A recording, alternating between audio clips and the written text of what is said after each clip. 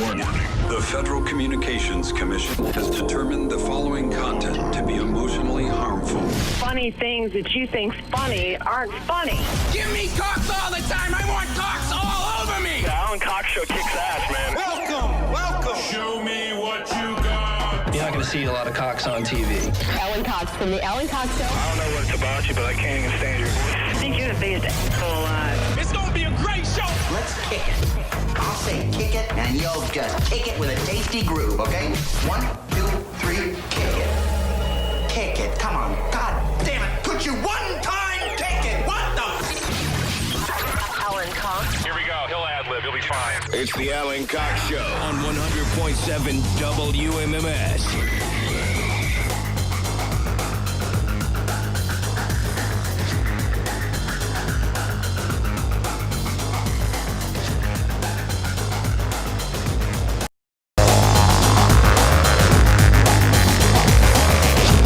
Hey, what's going on, gang? Good afternoon. Hi there. How are you? Greetings, and all that. Mr. and Mrs. America, wherever you are. My name is Alan Cox. Thank you for showing up. Appreciate it.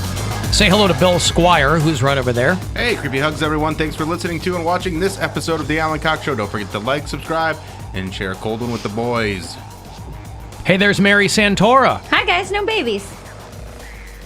You know, Halsey can't say the same thing. I saw that. Oh, mustard vagina is going to be a mom. What do you think about that, Poundcake? Poundcake's back behind the glass. She's giving birth to a mustard packet. Mustard seed.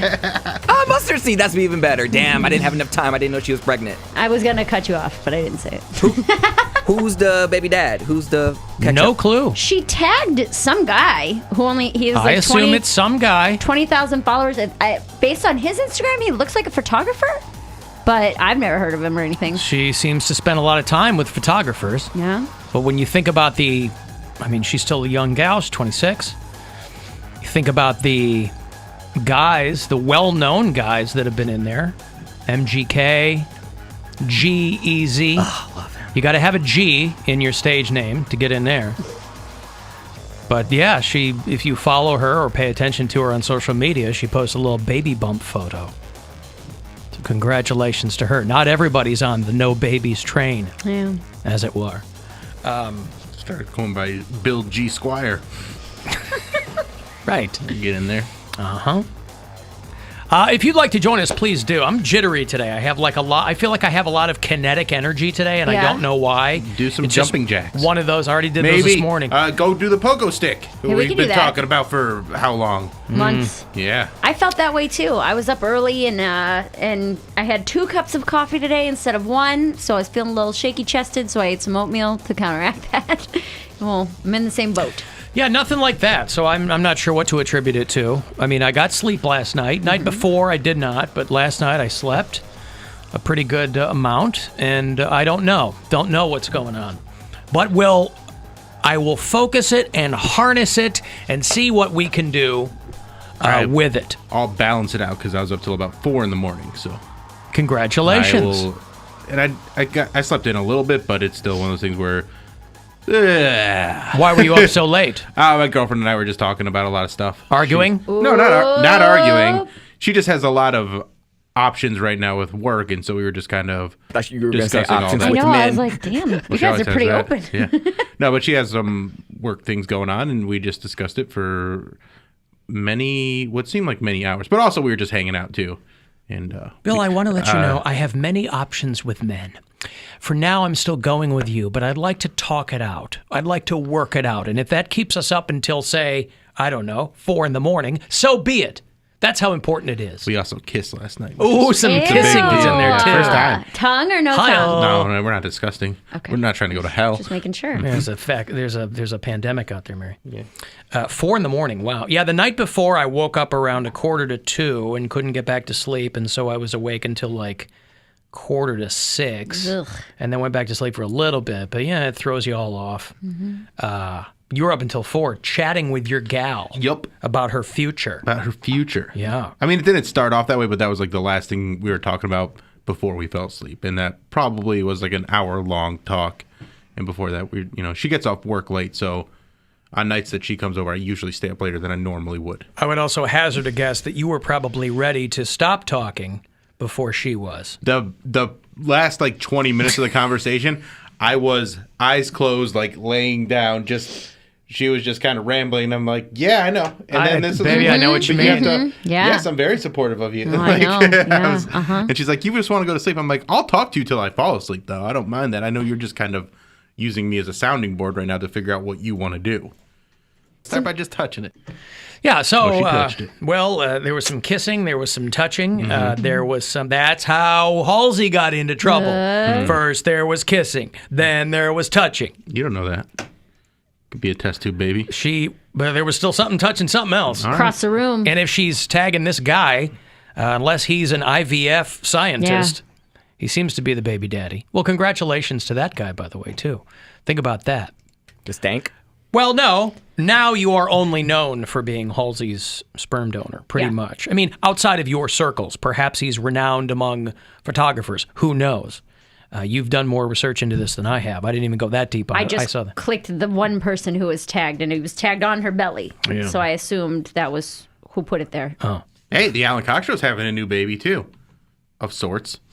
Oh, Cody's pregnant! Yay! Congratulations, He lost Cody. his virginity! He did. He finally got in there and had some fun. And no one wants to touch my vagina. Not true anymore. Alan, there's a full moon tomorrow. Maybe that's why you feel weird. Yes, and if I were a believer in medieval what goings on, I would possibly think that. But anyway, yes, our new baby is we're going to be launching the Week in Cox podcast. Is that what you're talking about? That is exactly what I'm talking about. It's kind of a baby.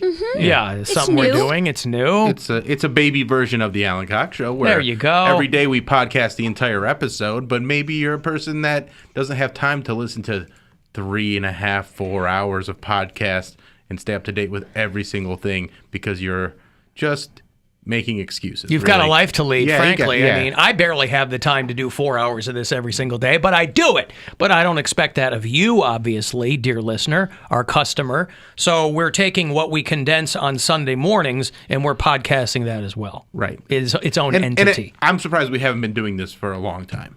But we're going to start this Sunday, and you'll get some of the best stuff from the week. It's still this show.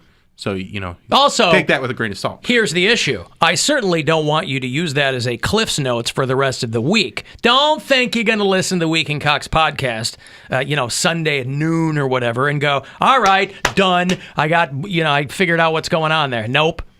Because if there's anything longtime fans of this show have learned over the years, and some of you got to learn it the hard way, but learn it still, is that if you miss a minute, you miss a lot, right? Yes. If you missed yesterday's show, you missed 90 minutes of Mary crying. I didn't cry the whole time. That was a lot, but she had to get it out. Some things had built up. Okay, it was probably a combined 33 minutes of me crying. Combined 33. Well, there was commercials in there. Then we would come back from commercials for more crying, and then I'd take another break, and then thinking, callers, and talking, and saying nice things. Right. Right. I did more crying at home. Lasers were in there. Lots of lasers. We got to put some lasers in the Week in Cox podcast too. I forget. And as far as people asking me about, we always point people to the iHeartRadio app. Obviously, that's our home base. But people will ask me, because people get their podcasts in different places. I don't know how those populate to third-party apps. So people are like, I listen to the show on Spotify. I go, I have no clue how they do what they do. Well, for whatever reason, there were two feeds of the Alan Cox Show podcast on Spotify. There's one that's still updating, and then the other one I'm just trying to let die. But I can't. Wait, there are two different ones over there? There were two different ones. Oh. And so that's what, some people. X-rated and regular, baby. It just, they got added twice for some reason, and but the one hasn't been populating for a while, and I think it stopped populating at the end of the year. Yes. At 2020 is the last thing that I saw. But there's another one where it's up to date. Yeah. So just go to that one. So just search the Alan Cox Show, search the Week in Cox, search the Bill Squire Show, Poundcake podcast. We are trying to get in on this podcast train way too late. Hey, listen, this show is one of the top streaming podcasts in this company. Yeah, that's true. This show is well established as a great podcast. No problems there. But again, always trying to build the empire. Mary Santora, not a podcast, but she's dropping an album. Yes, pre-sale went this morning. It went live at like 9 a.m. There's links on my Instagram and Twitter if you guys want to go there. Instagram's Mary Santora Comedy. Twitter's Mary_Santora. Right now, I think it's only available on iTunes, Amazon, and Is it available on Bandcamp. vinyl? I want to buy it on vinyl. Well, so I had to have a whole conversation about like hard copies. hard copies with them, you know, and we went back and forth on pricing and this, that, and the other. So that's something that'll be coming down the road, not immediately, because I'm not touring right now. Right, but could you have them just press you one copy? Well, I thought about that too. Yeah. I was like, because I don't have a record player, but I think vinyl looks cool. You know what I mean? To like hang on my wall or something. But for right now, it'll just be CDs down the road. But I was like, what if I only did like 50 vinyl? Just because that'll be very expensive to do, but just because they look cool for like collector's items or something. I don't Do you know. prefer cassettes or CDs? Oh, we're doing 8 tracks only. No, you're supposed to say, what, Bill? Do you prefer cassettes or CDs? And what do you say? I don't know the You rest say, of I the prefer CDs. CDs. And then I go, well, then CDs nuts. Oh, no. Come on, man. It's not. I was more than happy to let that flop. Have you forgotten 2008 already? I did. All right. That's the year I graduated high school. But yeah, that's You available. forgot everything you learned in high school. I did. At Berea High. Don't mention Berea. Oh, sorry. People get testy, Alan. All right, listen. I will take a break. I'll have some more money for you closer to 2:30. It's the next keyword that could get you a buck ton of cash. There'll be $1,000 there for you to win. If you want to join us, you can text during the break 35192, and we'll be back. It's the Alan Cox Show on 100.7 WMMS. And everywhere you go on our free iHeart.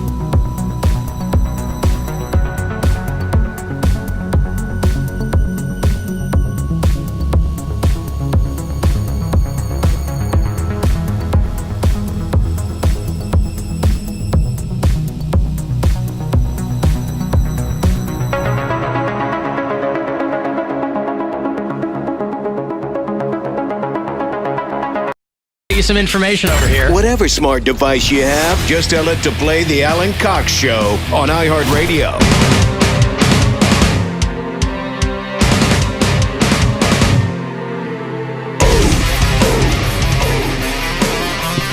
(216-578-1007) if you want to join us live. 800-348-1007. 35192. Want to send me a text about 6 minutes from now, closer to 5.5 minutes. If I do a ride at 2:30, another $1,000. It's a buck ton of cash.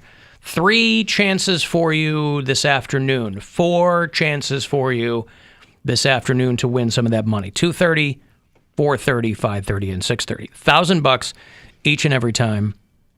Next one coming in about 5 or 6 minutes. Cavs tonight, they play the Pistons at 7 o'clock. Dennis Rodman, the Worm, back in town to play the Romo Fee-Ho against your Cleveland Cavaliers. 6:30, right after we get out of here, is your pregame, and then 7 o'clock tip against Isaiah Thomas and the Detroit Pistons. Tonight. I'm trying to think of more old Pistons. Bill Laimbeer. Bill Laimbeer. I think he's a WNBA coach now. Yes, I think so. Bill Laimbeer. Who else? I don't know. Joe Ben Dumars, Wallace. Ben That's a little Wallace, bit yeah. more of a recent. Tayshaun Prince. Right. Richard Hamilton. Yeah. Those are good. Rashid Wallace. Hey! George Yardley and the Detroit Pistons. I'll always go with Vinnie Microwave Johnson. That's my one. favorite, because my wife has a Vinnie Microwave Johnson t-shirt. And I was completely she grew up a Pistons fan. And I was entirely unfamiliar with him until we were dating and she wore that shirt for the first time. And I said, that is the greatest nickname I've ever heard for someone. You know, because growing up, we had nukes 'em. We had the fridge, right? Yeah. But you got that. That was more of like a physical attribute. The microwave, because he could fire off so many shots in a short period of time, he could heat up quickly, right? Yeah. I'm like, that is the greatest sports nickname ever.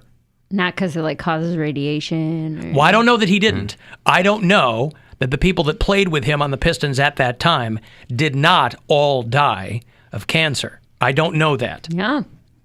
I think he's still alive. I think Vinnie Microwave Johnson is still alive.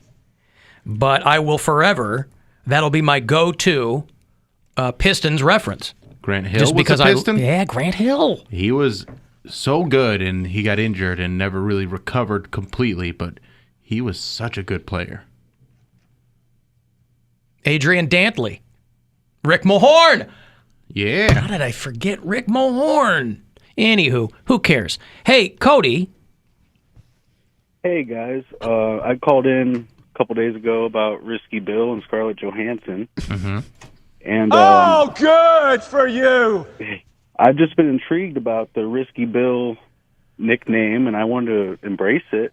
And so I thought of a game. Refresh my memory on Risky Bill. I'd have sex with someone that had we AIDS were because talking it's... about Yeah, HIV pretty much. and the percentage of giving it, women giving it to Gotcha. a man. Okay, I'm caught up. Gotcha. So I was thinking that all the listeners and you guys, we could all play a game where we try and think of things that Bill would do, but nobody else on the show would do. Risky business. And yeah, I mean, All right. would Welcome love to it this be installment of Bill. Risky Business, where we determine what Bill would do, but the rest of us would not. It's a game where ratios can be fun. I got one already. I bet I'm the only one here on the show that has pre-ordered Mary's album. Well, I have not, because I assumed that I would be getting a copy. I'll send you the press gratis. release and the promo Thank link that I've you. been sending out to everyone else. I assumed I would get a complimentary copy. I'm happy to pre-order it. I'm a booster, Hey. if nothing else. I'm a booster too. I'll be getting it. Did you All right. pre-order it? Did you guys all I pre-order didn't- my albums when they came out? No? Okay. No, I did not. I have a physical copy Right. of Bill's. Although, in my defense, it is because I was given copies by you. I don't have Bill any was copies very to give. generous. Huh? I don't have any copies to give. That's not on me. All I can give you is a preview link. Why should I subsidize your situation? Listen, I'll send you my press release. You let me know what you think. Thank you. See if you can get an interview on the show. I will. Let me call in. On the phone, we've got Cleveland's funniest female comedian, Mary Santora. God, he's got a new album coming out, too. All right, was that it, Cody? Or did you have I assume that you had a sample question. I have a basic one. I just thought the tip of the iceberg was like break room pizza, maybe 24 to 48 hours old. Break room would pizza. Would Risky Bill eat that? And who else would or wouldn't on the show? I would not actually eat Left that. out? No. I'm not big on the break room food because I don't know how long it's been out and also what other people could do for it. So, like, that's a place where I'm not going to take as much of a risk. HIV, yes. Old cheese, no. Correct. Yeah. There is a Venn diagram where there's a little bit in the middle of those two. Mm-hmm. But I'll tell you what, cold pizza is one of those things where in my brain, I should not like it. Just knowing how I am about food, you would think I would be disgusted by cold pizza. I love it. When he said 24 to 48 hours, I had to think about that. I had to go, yeah, I might. I mean, not 48 because it really only has like a day. Because that crust will get real hard. Like if we get pizza, I'll eat it the next day until maybe noon. I'll have it for breakfast. You know what I mean? Yeah. But every time I have it, I go, why do I like this? I should be disgusted by cold pizza. I'll eat cold pizza, but I just won't eat break room pizza. But what's the difference? It's not in the fridge. It's not in the fridge, and also it's just sitting out. Just and sitting also out on the table. Oh, I don't the refrigerate my animals here. pizza. You don't? It sits on the stove So overnight. yours is room temperature pizza, Yes. not cold pizza. That's gross. Oh, no, I eat it straight out of the fridge. No. 3-4 pieces. Cold, old cheese, I can't abide. But if it's room temperature, when we're done eating like the night before, close up the boxes, leave them on the stove or where I left them, and then the next morning I'll go back. I don't want it cold. Yeah. So I meant room temperature, That not is a cold, little- not refrigerated pizza. That's weirder. Is it weirder? I think so. Okay. More weird. I like You both might be as long right. as they're not microwaved because the cheese melts. Like, I don't know, it's just something different with the texture. It's like the oil Soggier separates. It's just almost. like with microwaved fries. Like, you can't microwave McDonald's fries. Or I something eat like that. cold fries, too, right out of the box. Dip them. cold. I love So them. gross. No. Fried So I think that fries was a for me swing have and a like miss on that one. I think there's other things that I would do that the rest of you guys wouldn't do, but I don't think the Such pizza as? one. I don't know exactly what, but I think there's definitely things. I don't know. Stay up till 4 a.m. talking to my girlfriend. I don't know. But we've all done that. Usually under duress. girlfriend, It sounds though? like, huh? to my Actually, yes. Yeah, I've done that. I didn't want to say that, Bill, but yes. Chatty Cathy. I was reading a thing on 1 in 5 people in this country has an STI now. Yeah. Well, HPV is 1 in 3. Is that what it is? 1 in 3.6 or something like that. But Yeah. how do they know that if you can't test for it? Because they say, like, men, there's no test for it unless you get, like, the herpy kind or whatever. Well, it can cause a lot of The the warts. warts. Yeah. Yeah, the warts is what I mean. But I'm saying based off of women and the way that, like, how the numbers of the women, like, for them to have gotten it from guys, I'm sure it's just an Every estimate. dude has it. Everybody has it. You've had HPV at some point in your life. Yeah, 1 in 5 people in the U.S. have an STI is what it says. And I'm curious, why did STD become STI? Infection sounds better than disease. Is that what it is? I think so. Probably. And disease, I think, sounds less curable. Like it's more like it's going have to a stick with you disease. forever. I have a disease versus I have an infection. Yeah, but also it's kind of this nonsense about like if you change the name of the condition, you change the condition, and that's not really how it works. So if it's just for marketing, who cares what you call it? Try using that in an argument with your significant other, by the way. It's not a you disease. brought home an it's STD? No, honey. I brought home an STI. Yeah. It might have something to do with if it can be cured or not. And getting it treated too. Yeah. I think saying like, oh, I have an infection will be more likely for someone to be open and honest to a doctor, and they're probably getting sick of people lying to them about stuff. So I think just rebranding it as an infection versus a disease. Honey, don't sweat it. I've always had a ring of birthmarks around my beehole. Don't you worry about it at all. I've got some money to give to you. It's a buck ton of cash, $1,000. Good luck.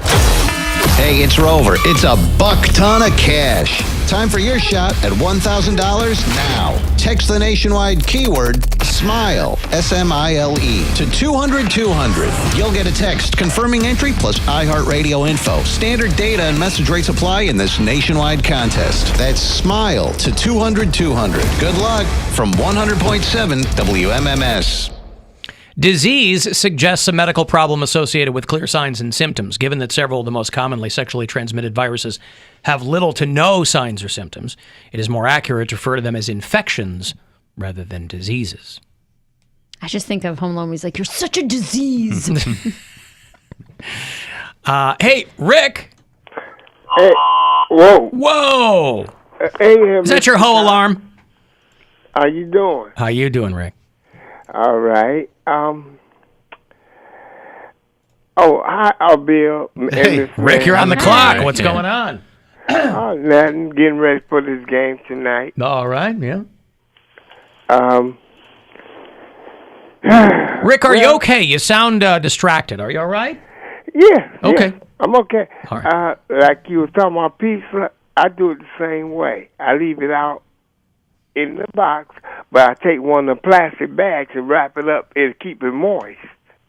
Keep it moist. Yeah, I don't want it moist. I'm fine with it next day just being kind of confined to the box. It's going to be a little bit hard. It's fine. You know what I mean? But I do not want it coming out of the fridge. Well, I have eaten it like that. Yeah. You know, spaghetti. Well, you're an adventurous guy, Rick. That's what I've inferred from you. Oh, man, you're an adventurous guy. I'm full of it.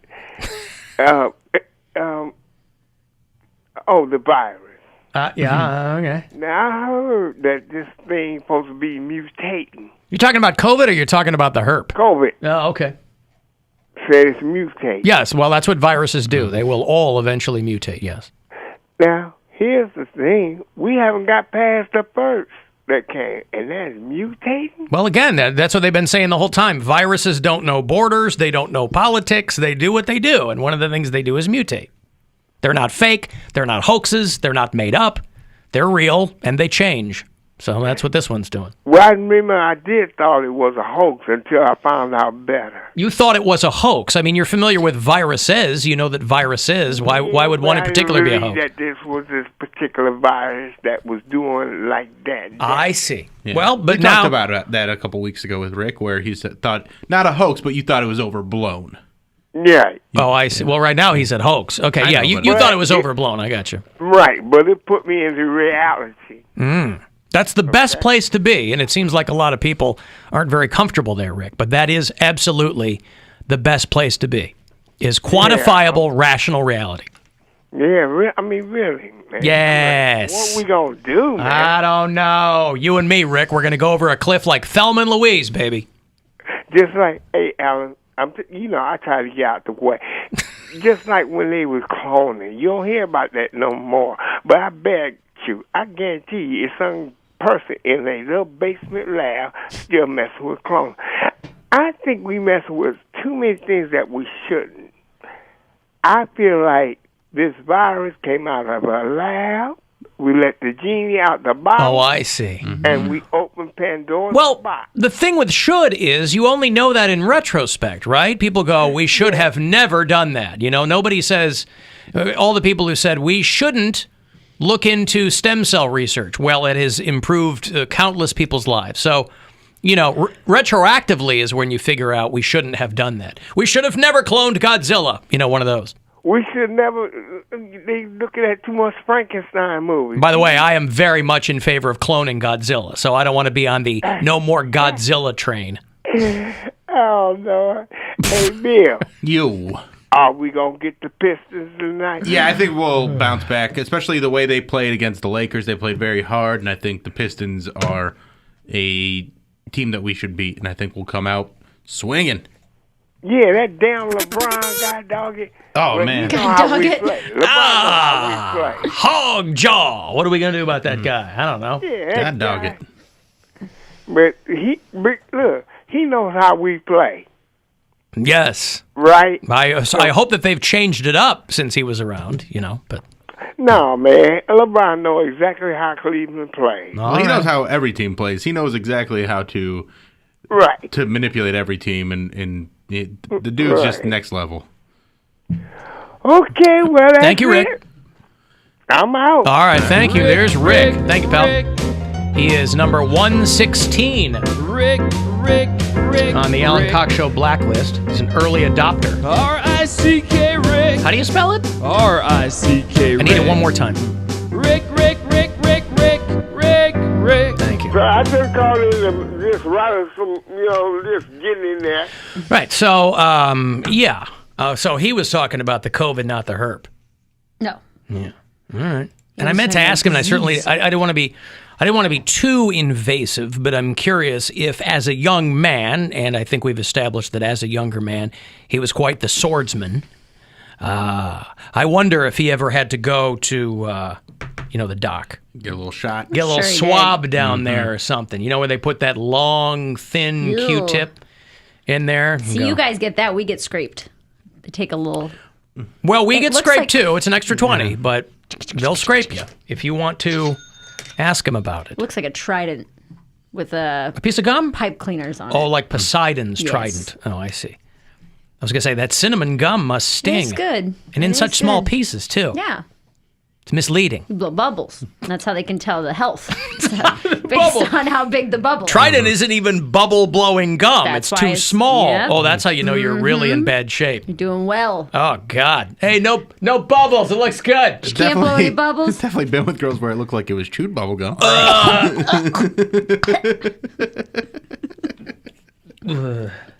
Gross. Yeah, that was... It's uncalled for, Risky Bill. Chewed bubble gum. Yeah. Ladies and gentlemen, we are experiencing technical difficulties. Please stand by. Even worse if it looks like chewed spearmint gum, Yes. Mary. Yeah. That's okay. All right, let me take a Blue break. waffle. If you 216-578-1007 if you want to follow in Rick's stead, 800-348-1007. You can send a text 35192. It's the Alan Cox Show on 100.7.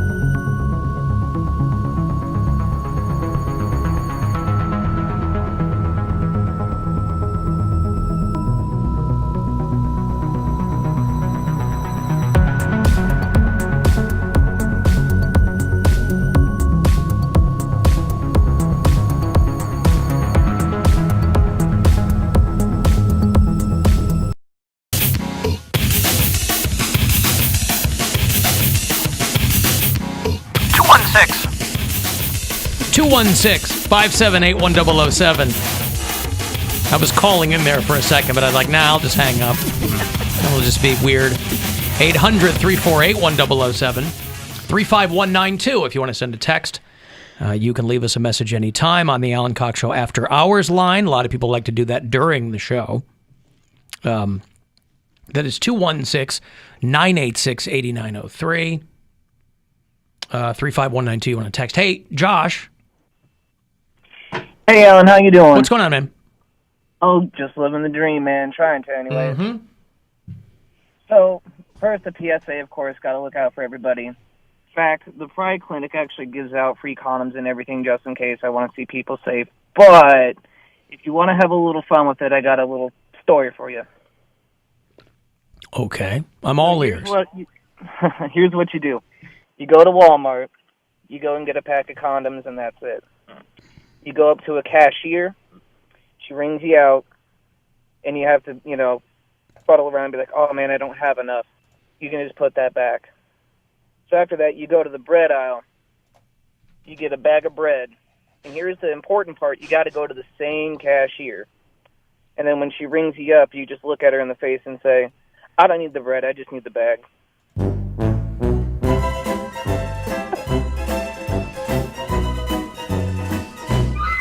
Do you go for like a Roman meal or like a Pipperidge Fam, or what do you go for, Josh? I just go for the cheapest, Just get the big bag, the big white clown. Mm-hmm. All right. Well, save listen. you a step and just say, I can't afford the condoms. I'll get this pack of gum, but can you put it in a bag? And then you get the plastic bag. Ooh. There you go. Ooh, that is a good one. Well, yeah, but you have to specify plastic, not paper. Mm-hmm. You could use paper. Mm-hmm. All right. Thank you, Josh. I want to be sure you know how to use a condom, rubber, a raincoat, a boner bucket, party hat, squirt skirt, love sock. Mm-hmm. I like how I called it a bag of bread, not a loaf of bread. They are in bags. I It's know. not incorrect. But have you ever referred to it as that before? I got to go to the grocery store. I need eggs, milk, and a bag of bread. Well, I just say bread. Yeah, just I don't bread. normally refer to the shape or the container. A loaf of bread? I just say I got to get bread. Yeah. Bread, yeah. Again, I get what you're getting at. Bag of bread is not incorrect. I understand. I've just never heard that. I mean, you figure like you envision a bag with pieces of bread in it, Yeah. perhaps not in loaf form. That's what I'm saying, is that a bag of bread seems like hastily thrown together. Like someone brought that to a party. They just brought a bag of bread. Or like you're going to go feed ducks with a bag of bread. Did you guys have Hostess stores where you could get like day old We had Nichols bread? Bakery here. Is that what it was? Yeah. Hostess would have stores where you could get like day old breads and donuts and like fruit pies that grocery stores, would send to the Hostess outlet store or whatever. And I want to say in Cuyahoga Falls, when I lived there was a Wonder Bread factory, and they had a store like probably that. same thing. Yeah. When I was a kid, because we weren't allowed to have that kind of stuff. So every so often, if I got the Moxie, some friends of mine, we'd sneak over to the Hostess store. I'd get a day old Hostess fruit pie, which they would advertise in the back of comic books. Spider-Man, if you're old enough, you remember Spider-Man was always distracting people with delicious Hostess fruit pies. So they would have comic books, little crossovers between man, spider, and pastry. And, he'd be like, you all right? Trump, man, spider, pastry, camera, TV. TV. Comic book, man, camera, Spider-Man, cherry pie. Right. I never understood the day old thing because it's not like they sell every Hostess product that day. It's not like they're getting them in the box, getting them to the store, and being like, we got to move these all today, or they go on sale. Listen, man, I wasn't there to question their supply chain issues. I was just a kid who wanted some It's kind of an sweets. outlet. I don't think it's like a day old thing. Well, to his point, I didn't hear about that until I worked at my friend's bakery, and they would have people who would specifically wait until the next day to come get day old bread. Right, but that's a nickel a piece. And that is, and A bakery's everything there different was than fresh. Hostess Yeah. and Nichols and Yeah. Wonder Bread that are like, well, actually, this stuff will last for a good month because there's so many preservatives in it. Right. It's month-old bread. Come get it. You guys want some 2-year-old Twinkies? Because they're still good.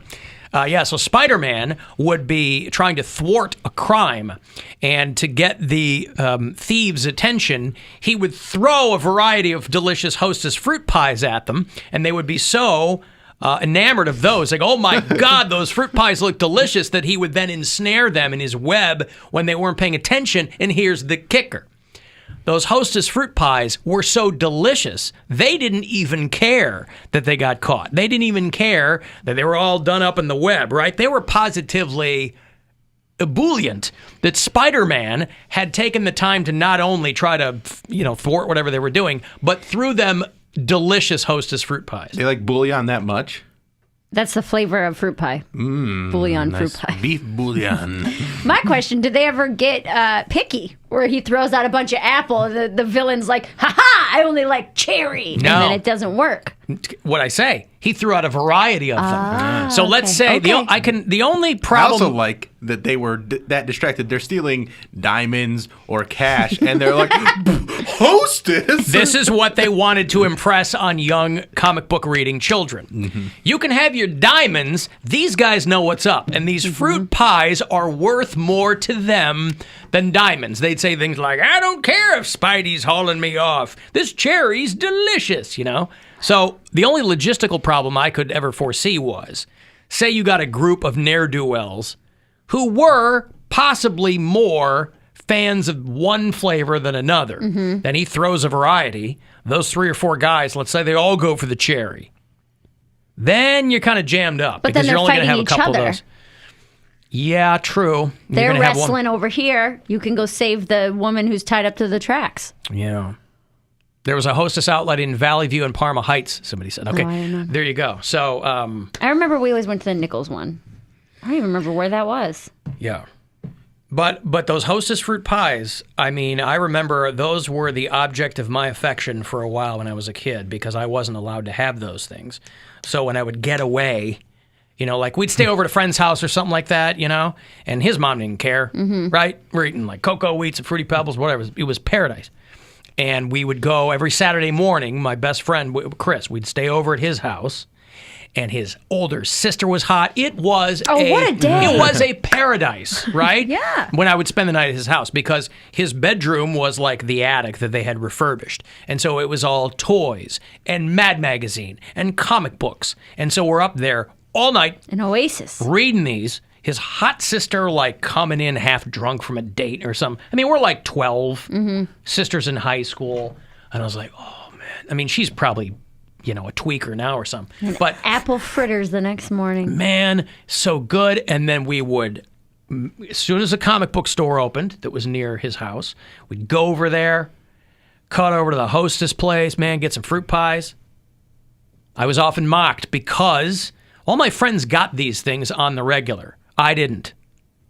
And so the fact that I looked at these, it'd be like if something you took for granted and someone else was like, oh my God, look at this. You go, Yeah. well, it's just this. I feel like you're the type of kid that have one of those like false bed poles where you take off the cap and there's just like all the snacks in Snickers. it. There's like, it's like fat kids who like their parents send them in the fat camp. You just take off the You're pole. thinking of heavyweights? Yeah, yep. I had a shoebox under my bed of snacks. You got to get smarter than that because that's easy to find. Well, my mom wasn't going. My mom believed in privacy, so she wasn't going through our rooms. Oh. She wasn't going under my bed and looking for stuff like that. So I knew if I put something in under somewhere, she wasn't looking for things. I had a bed that had like kind of, it was just like a big empty space. And it wasn't supposed to be there. Like the top of it was supposed to be sealed down, but it wasn't. And so I put like porn magazines in there. And like not like hardcore stuff, like Playboys and pictures that I printed off the internet. But that's where I kept all my stuff. And so like I'd have to like silently lift that up and get the stuff out and then put it back, and without it making too loud of a clunk noise because it was pretty heavy. Clunk noise. Your porno pictures made a clunk noise. No, there were so many. The lid would make a clunk noise. Oh, yeah. noise. Like a fireproof safe. Yeah. Yeah. in high school, they're called captain's beds, so they had like the drawers underneath. And when you would go under the bed, the drawers only went so far. So there's probably about a 2-foot space that was as long as the bed of emptiness underneath the bed. And when I lived with my dad and my stepmom and I wanted to skip school, I would leave my window unlocked because my dad got home from third shift at, I think, like 10 a.m. or something like that. Or 6. He got home in the time I was supposed to be going to school. So I would go, like, leave for school and then just walk around for 20 minutes, come back through my window, and then hide in that space. Yeah. And so he wouldn't know that I was there. And then How old were you? This is probably like 16 or 17. Oh, you were almost a grown woman. Yeah. Oh, You yeah, weren't like 8 or absolutely. 9, yeah, but I was okay. skipping school, so I didn't want to get in trouble. And then he would come home from work and go to bed until the afternoon. He wouldn't wake up until we were already supposed to be home from school. So then I would like crawl back out the window and come in the front door at 2:30 or 3 whenever I was supposed to be home. I was always fascinated by kids who skipped school because for me, I liked school. I thought did you too. said you did too. I loved school, but my last couple years got rough because like I had moved in with my dad, and like things were rough with my mom, and yada yada yada. I liked school, and also I can't fathom doing something like that. I had friends that did that. My ex-wife would tell me stories about when she and her sisters would do that kind of stuff, and I was just in rapt attention because I was so terrified of my parents that it wouldn't have even occurred to me to skip school or sneak out of the house or hide under the bed. Right. I mean, the house I grew up in was very ornate, so it was like the windows had like wrought iron bars on them anyway for decoration. So it wasn't like I could get out of the house. But also, I was just like, wow. Because then I was like, well, what did you do? And I talked to friends of mine. Oh, we kind of did this. You didn't do anything. Is it worth it? I would sleep. Right. That's what I'm saying. I'm like, school sucked that bad? Like, Yes, it was it worth did. it to go. Well, for you, I For know, me, I that, hated it, some people hated it. But, like, I'm just talking about, like, friends of mine who didn't really hate school. They were just like, I'm just going to leave. And I'm like, wow. It reminds me of when Brian Regan was on Comedians in Cars Getting Coffee talking about when he worked at the store assembling bikes. And the guy was like, come here, man. I got to show you something. And they go into this crawl space between two walls. And they're just standing there against the wall. And the guy's like, isn't this great? We don't have to work. And Brian Regan's like, I think I'd rather build the bikes. Yeah, they really were working. Yeah. Because it's like a foot thick. Right. It's just them and between two walls. We're getting paid right now. Right. We're staying here. This is terrible. I'd rather be out in the store, quite honestly. Hey, Mark. Yes. What's going on, Mark? Yes, Alan. I just wanted to say that there was a Hostess outlet store in Lorain, Ohio, on Colorado Avenue, and they had a frequent shopper card. Every dollar you'd spend, they'd punch out the card, and once you got the card full, you get $1 off your next purchase. I remember it well. All of these little hacks that people can use to make their lives just a slight bit better. Nothing wrong with that. By the way, I'm pretty sure that there's a Wonder Outlet down the hill here by the Big Boy. You know where the Big Boy is? Yeah. I think there's a Wonder Outlet down there. Ooh. Something to think about. Should you buy some stock in You know, when you go Wonder? past the movies, Yeah. there's a Big Boy, there's a Burger King. It's where that bar, what was that bar? I used to live over Closed there. down, that, not Hooley House. It was, I used to do appearances there. I don't know. There's some bar down there right off the highway It was that's like closed By down. like the Pig Bar or whatever. I can't remember what it's called. there's like a Planet Fitness and stuff over there. I can't even remember what road that was. No, it's like a canal down by the towpath. You go out okay, past where the Cinemark is, and So then you go a you're- little bit further down. I thought you were saying you go back up the hill toward. I lived in Maple Heights, and I used to go that way to get home. I'm like, there's nothing over No, there. there's an Arthur Treacher's up there, though. Right. I'm like, there's nothing there. They're putting a Meyer over there. Hey. Very exciting. Alan, devotion to accuracy, the story Bill told about the ex-boyfriend showing up alludes to me that the female wanted a threesome. I don't know if that's a devotion to accuracy. I was Unless gonna say, that's her. Devotion to theory. What if that's her? Right. If that's her, then I also don't think that allude means what you think it means. Right. But yeah. But yeah, I don't think that's what was going on. Murphy's Ale House. Thank you. Ah, there you go. Alan, my sister used to drug my dad to fall asleep so she could sneak out. Oh my gosh! Just slip NyQuil in his It's going drink. an extra level there. Jesus. Yeah, it's like she gives him an Ambien. Her dad's like, well, I was operating some heavy machinery overnight, and I'm not sure what I had that. Woke up and I had torn up half the backyard with the bobcat. Yeah, I always think about like if that was. Well, I don't always think about it. Not that I would I'm choke always my thinking parents, about but what if your parent was like allergic to something like that, and then you didn't mean to kill I your think parent? anybody's allergic to Ambien. You don't know what people are allergic to or how their body's going to react to it. Yeah, and even if you're not allergic to Ambien, you can react poorly to Ambien. Yeah. And then start being racist So just give them melatonin. I would say so now, but you don't know that at the time. Did you say melatonin? No, did I say? Yes, I know you said melatonin. Did I really? Yes. I know it's melatonin. I read it. My favorite sleep medications come in honeydew, cantaloupe.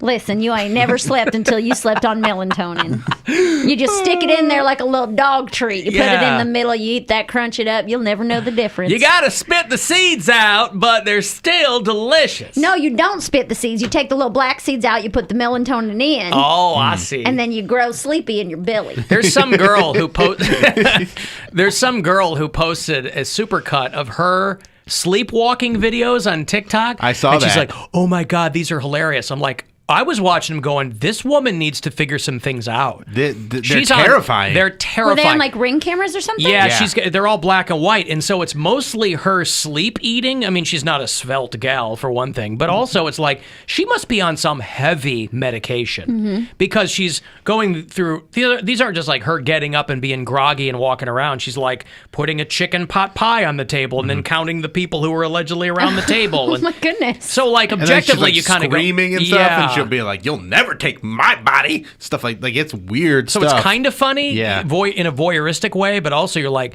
this woman's on some serious medication that she might need to kind of reassess. Or she just has that problem because there are sleepwalkers like that. Mike Birbiglia has crazy stories about sleepwalking. Wow. Jumping through a window. Really? Yeah. Yeah, I guess I just assume that these days people who are like sleep eating, it's largely because they're on some kind of like heavy medication. My dad like Ambien. did that. My dad was on Ambien. Like it's a known side effect. Yeah. He couldn't sleep because we found out when he was in the hospital he should have been on a CPAP machine for years. But he was like, I have trouble sleeping. So they gave him Ambien.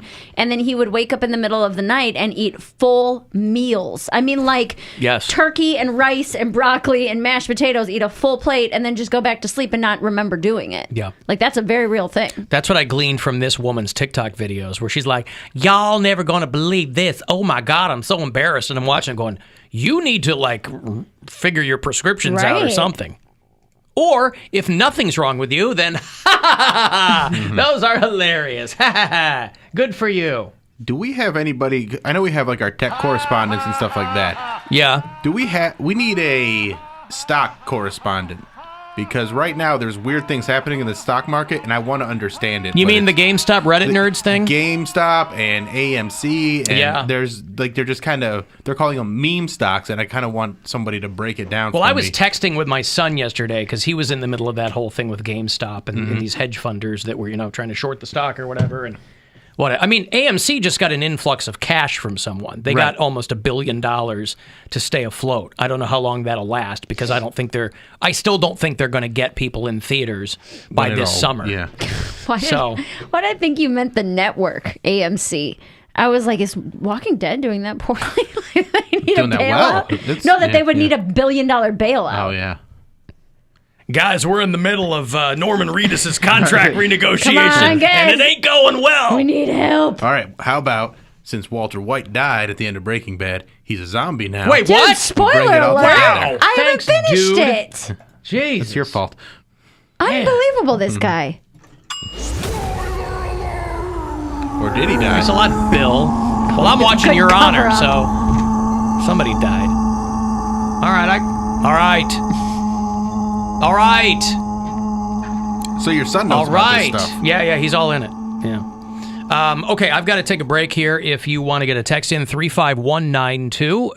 If you want to join us on YouTube, you can. Go to the Alan Cox Show. You can watch there, and you can listen anywhere you are on the iHeartRadio app. Tomorrow, 9 p.m., your ultimate live music plan is up.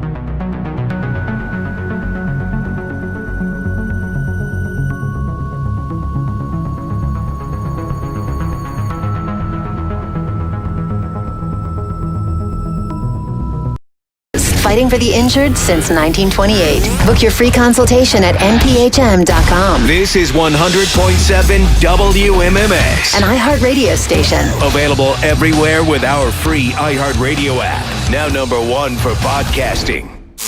2021 is the year of you, and iHeartRadio is giving you your very own station. Favorites Radio plays nothing but the songs you've thumbed up and listened to the most, all on one personalized station exclusively for you. The more you thumb, the more personal My Favorites gets. You can even share your station with your favorite people. My Favorites Radio, only on iHeartRadio. #1 for music, radio, and podcasting, all in one app. iHeartRadio. Good job.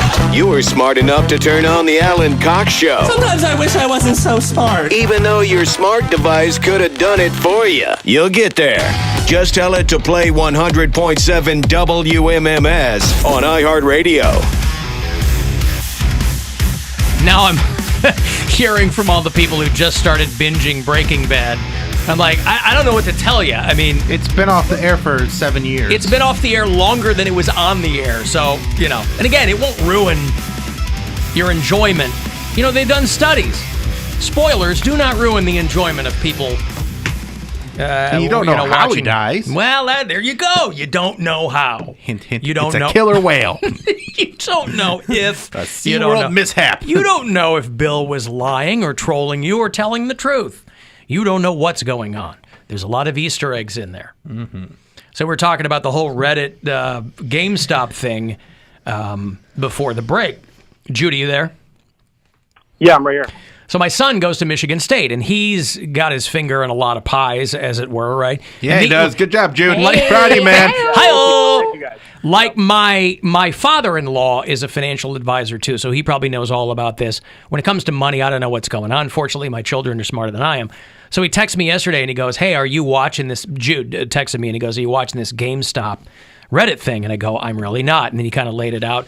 And my only thing was I know that when you try to short a stock, it can be risky because, you know, you've got to. So lay this out for people who don't understand it, because to whatever degree you do get it is going to be more than I do anyway. Sure. I mean, it's not as much as like some people who are actually like in the thick of it, but basically for the past few years, GameStop has been, I mean, it's a dying company. It's a brick and mortar video game store. Those are pretty much obsolete. And so to kind of pump up the stock as basically a joke, a lot of people on this subreddit, Wall Street Bets, were kind of buying it a little bit, and then they started to notice, they basically came to a conclusion that the stock was undervalued, and that a ton of hedge funds were betting many millions of dollars that this was going to fall in price very quickly. They said it was overvalued, and so they're betting on it to fall so they can make a bunch of money on the stock's loss. And a bunch of Redditors just decided to bet against that and kept buying and holding and pretty much sending the stock into what's called a short squeeze. Oh, they were trying to screw the short sellers. Yes. Yeah. By exactly. artificially inflating the stock? Yeah, it's a middle finger to just all the hedge funds basically saying, you know, you guys are no longer the only people that can manipulate the market, and this is how we're doing it basically as an entire group. So they're driving up the price, and this is absolutely emptying hedge funds in the process. And I'm doing the same thing. I mean, today alone, hedge funds have lost, I mean, in the past few days, they've lost $5 billion. Yeah. Which is a lot. Yeah. I mean, I agree. So well, those are also and those are also the guys that are kind of telling people, you peons don't know how this all works, but day traders kind of mess that system up. And, you know, if anybody, the masters of the universe types don't really want that many people messing around with it, because then that jams them up in what they're doing.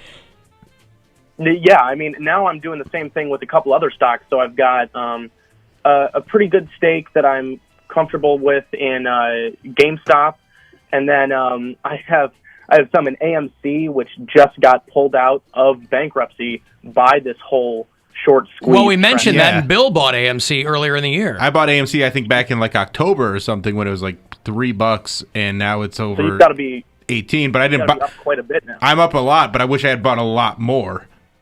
Yeah, exactly. And I'm doing the same thing with BlackBerry. And BlackBerry no longer sells product, so I'm really betting on companies that are so much less than profitable at this point, except they're now being very profitable for myself. All I know is that my Blockbuster stock has not budged, and it's really pissing me off. I thought that was really onto something, but nothing. Nothing. Okay, so clearly that all this, the takeaway from all this is I'm giving my son too much money. Yes. Because time to pay him back a little bit. No, how any of this works.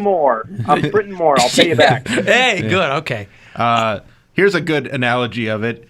GameStop is orange juice futures. Eddie and Aykroyd are Redditors, and the Duke brothers are Melvin. I just watched that again. I clicked on and Trading Places was in the second half of the movie. I'm like, that's enough for me. I don't care. I will watch it at any point that Trading Places happens to be on if I'm clicking around. And turn those machines back on. So people are doing the same thing with BlackBerry, and AMC I know is a little bit different, but I also see like Bed Bath & Beyond is skyrocketing. Like they're doing this with a few different stocks, and it's really kind of funny to watch because they're getting beat at their own game, and then all the money analysts are like, "Oh, these Redditors are." It's like, well, you guys have done it to the other way around for so many years. So now you're getting a little taste of your own medicine. It's kind of poetic. Huh. All right. Well, I'm all for poetry. Mm-hmm. All right. Well, good luck out there, kid. Thank you very much, Deb. All right. Thanks. All right. There's my son, Jude. He's at Michigan State, and I still don't know what the hell's going on. We're making money, man. Buying short sales, and here I am just trying to, keep the whole... Here I am trying to keep the whole enterprise afloat, right? He's out there making things happen. All right. Hey, Dick. Hey, Alvin. Hey, Bill. Hey. Alvin? Between the Alvin and the melatonin, I don't know what the hell's going on. I thought I was the one that was all jittery today. No, you can't be. Hey, right. Okay, Dirk. What's going on? Take this from me. I got a statement today from my wait a minute, 401k. So listen, if you guys need any. How did you go from RI something to 401k? Yeah, it's really built up, buddy. It's pretty good. So you have a 401k through Lowe's? Yes, yes. And I also got a little fund from Winston-Salem, Carolina. Mm-hmm. It's the Piedmont Credit Union, so I put so much in there every week, and it's built up pretty good, too. What's the account number? So, No, I can't reveal that. No, that's the one piece of information about his financial portfolio that he can't give us. Okay, gotcha. No. How about just your... I was just thinking, I was always wondering to buy maybe stock in iHeartRadio. I think the shares would be pretty good. Yeah, sure. You got to spare 25 cents. Let's see where they're at. Buy some stock. By the way, I'm being told that Blockbuster stock surged more than 700%. Yeah, there you go. There you go. So, all right, that stock that I held on to from my managerial days, boy, that's going to be doing something. But I got also another account that I got from one of the places I used to work at, TJ Maxx. It's called an IRA Roth account. A Roth IRA, yes. Yep. Ira Roth, you're thinking of, he's a financial advisor out in Beechwood. Roth IRA is the one you're talking about. Yeah, the Roth IRA. My screen, by the way, Dick, says Dick has breaking news. I'm curious what that was. I wanted to tell you...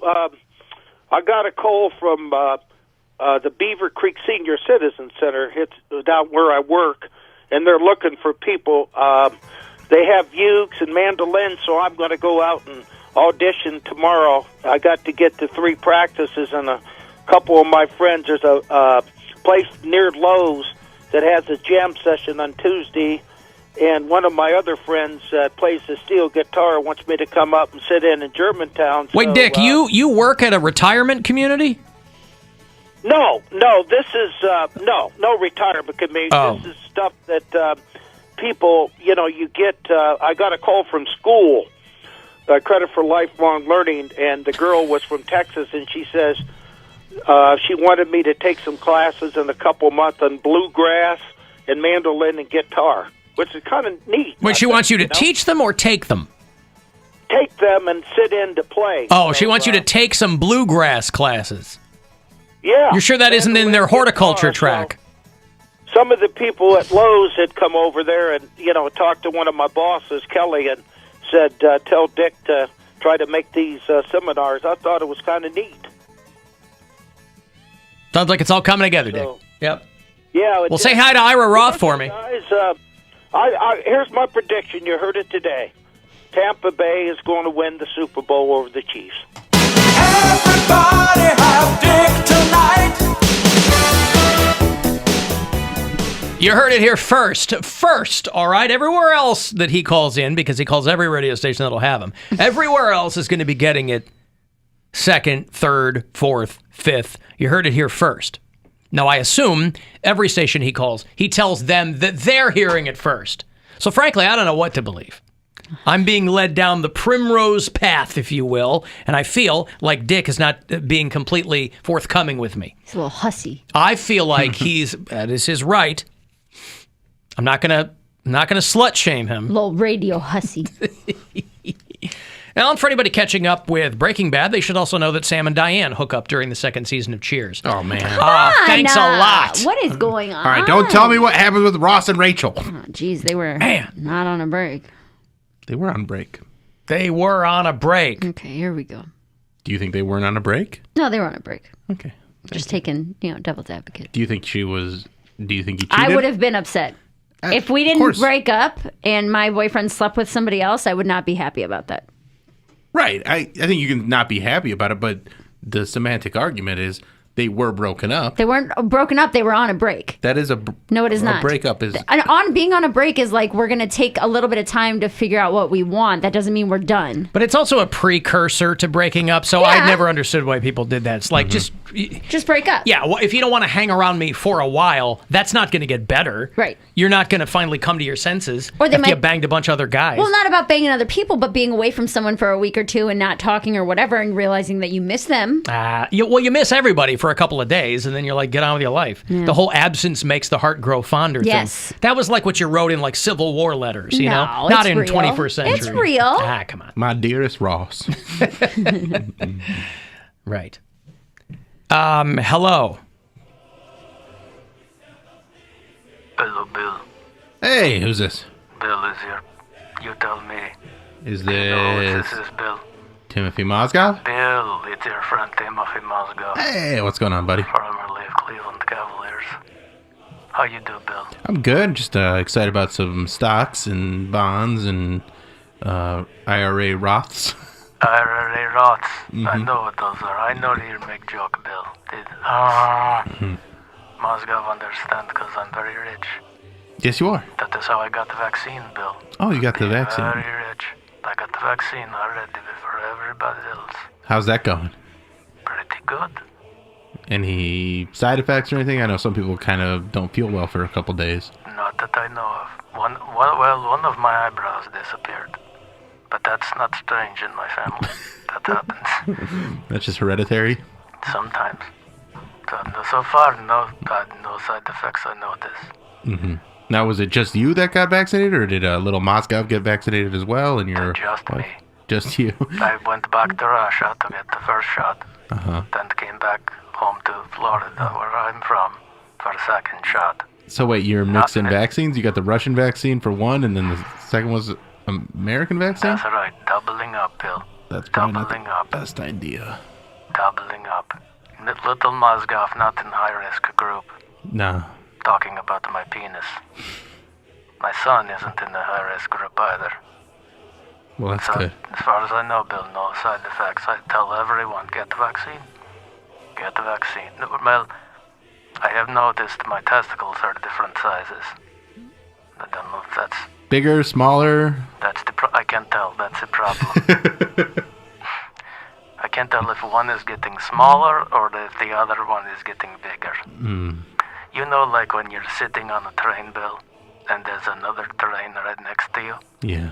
and one of them starts to move, and you're not sure if it's you or not, it's like that. I can't. That's a very good analogy for your testicle growth. Well, so I'm very happy I got the vaccine. I would encourage all rich people to get the vaccine. I think they're all trying to. They can leapfrog Now, other people. what about people that aren't rich? Shouldn't they get the vaccine too? Shouldn't it be distributed regardless of your wealth? They should. That's absolutely correct. But I don't hang out with those people. So I tell rich people, get the vaccine. So you're trying I to... assume people in your radio show audience are rich, Bill. So it's a wide variety of customers.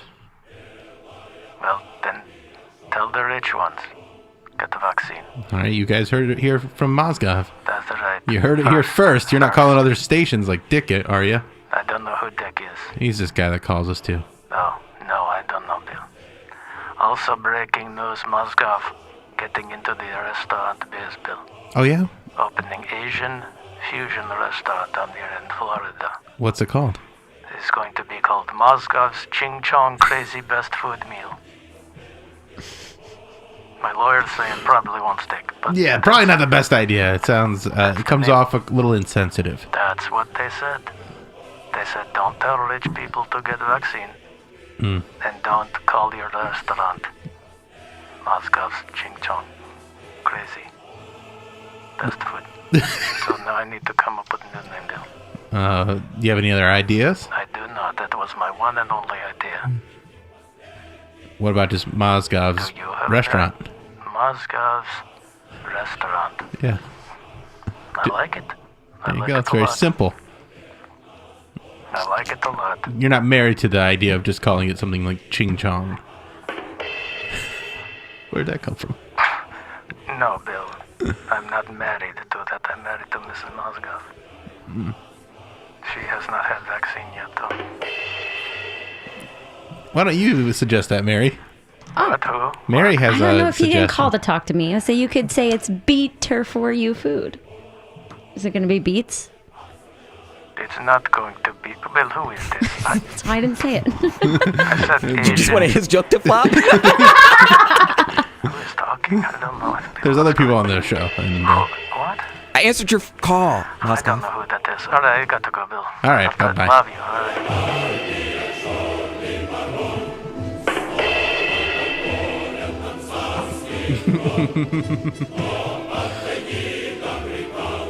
What? He doesn't want to talk to me.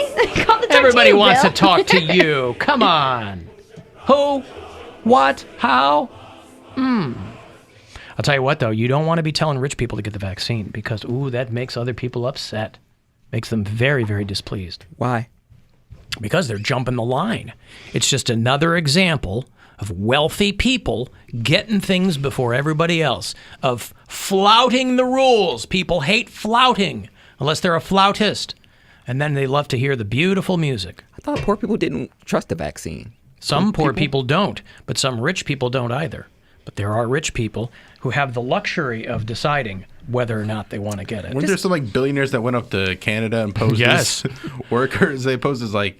They pretended they were working at the nearby hotel. Yeah. They went up to the Yukon in one of the indigenous communities and said, hey, we're new at the hotel. It was some rich dude and his young model wife. I don't know if they're Russian or whatever they are, but they're rich, and they took a private plane up to the middle of nowhere because there was a pocket of people like on a reservation that had the vaccine. What? That's crazy. How do you know that? Like, It was a story. This was big news. No, I'm talking about how did they know that it was just if it's a very They got connections. They're rich. They got connections. You of all people... You can't even get into Canada though. They can. He's If you rich. have money, Plane. when Yeah. you have money, doors are open for you. That's You're right. the one that's always talking about how great it is to be rich. That's the And life all you want. Yeah. All Yeah, the I know, and I don't know luxuries that how you it get. works. I want to know the insides. I want to know that push a man that can just say, "Hey, bitch, you need the vaccine." Rich couple accused of taking vaccine doses from indigenous elders in the Yukon, which is way up there. Casino executive Rodney Baker, 55, and his wife, the actress Ekaterina Baker, 32, chartered a private plane to a remote community in Canada where they told everyone that they had just started working at a nearby hotel.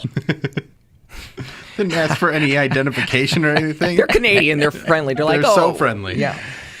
Okay. They flew into Vancouver and then flew to Whitehorse, the capital of Yukon, where they promised to do a mandatory 14-day isolation period. They did not do that. 2 days later, they took another private plane to Beaver Creek, a community of 100 people, most of whom are members of the White River First Nation.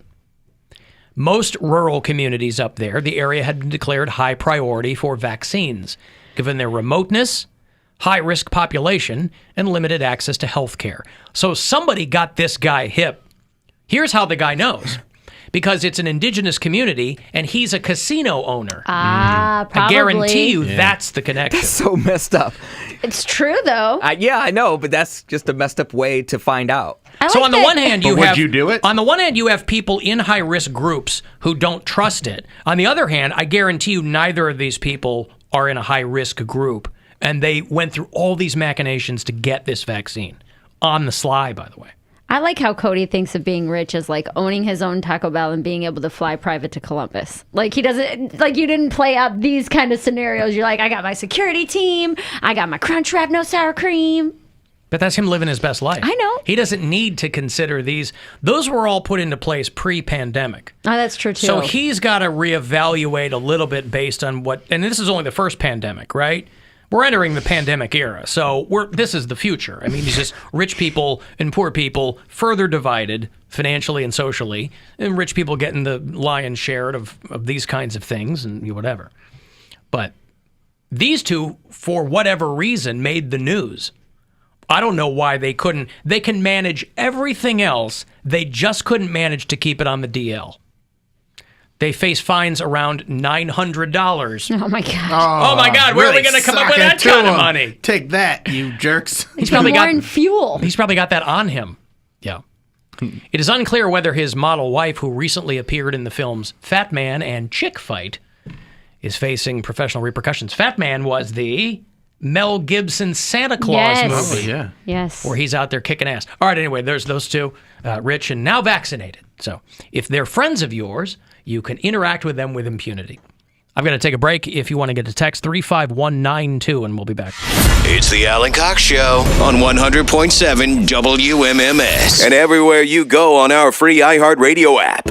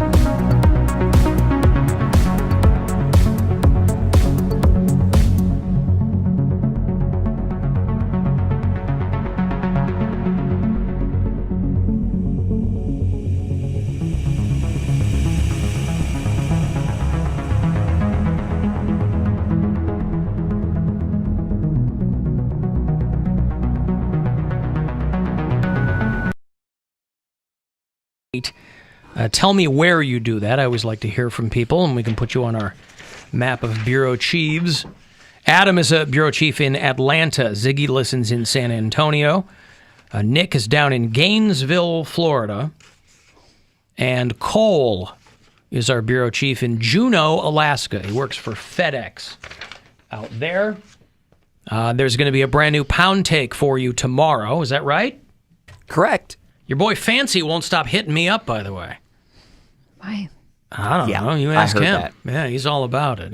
I don't know why he continues to email you. I guess I can't really say anything, I guess, because he was a fan before he knew I was on the show. Well, I recognized the name, but didn't realize I recognized it. I hadn't put two and two together. So, yeah, he has emailed me many times over the years. But now that I know that he's your boy Fancy... He's going to do it until he annoys me, and then I'm just going to kick him off the podcast. Because he's like, I emailed your boss. I said, don't be a groupie. Don't do it. No, he's not doing that. He's trying to get your job. I told him after I die at 35, he can have it. There you go. If he wants my wage and... I figured you were feeding him information, and so he was just working that into his emails. Feeding him information. He's trying to take Poundcake's job? I guess so. Well, he said when Poundcake is killed early by the Ouija board. I'll get in there. I got good friends, right, Bill? He's trying to take my job. You about to lose your job. That's right. Get this dance. Get this phone. That's right. That's why there are no friends in this business, because everybody's trying to lose your job. You about to lose your job. Get this dance. You about to lose your job because you are detaining me for nothing. For nothing, because you are detaining me for nothing. Yeah, because everybody's trying to get somebody else's job. But what are you going to do? Whose job are you trying to get? Mine. You have it. No, I really Good job. don't. You did it, man. I have to Proud come in of you. here. I have to come in here, Mary, and I have to re-earn it every day. Huh. I had my job yesterday, and I have my job today. Will I have it tomorrow? Probably. Who knows? Tomorrow's never promised. I mean, the odds are relatively in my favor, sure. But I have to come in here, and I have to re-earn the audience's attention every day. Quicker you learn this, happier you'll be. Every single day, I have to come in here and convince the people who listen, I will give this another day. I will continue. One more listen. You got to do it a day at a time. One day at a time. Every morning when I come in, I have 4 hours of nothing. Yeah. I have 4 hours of dead air that I have to fill up.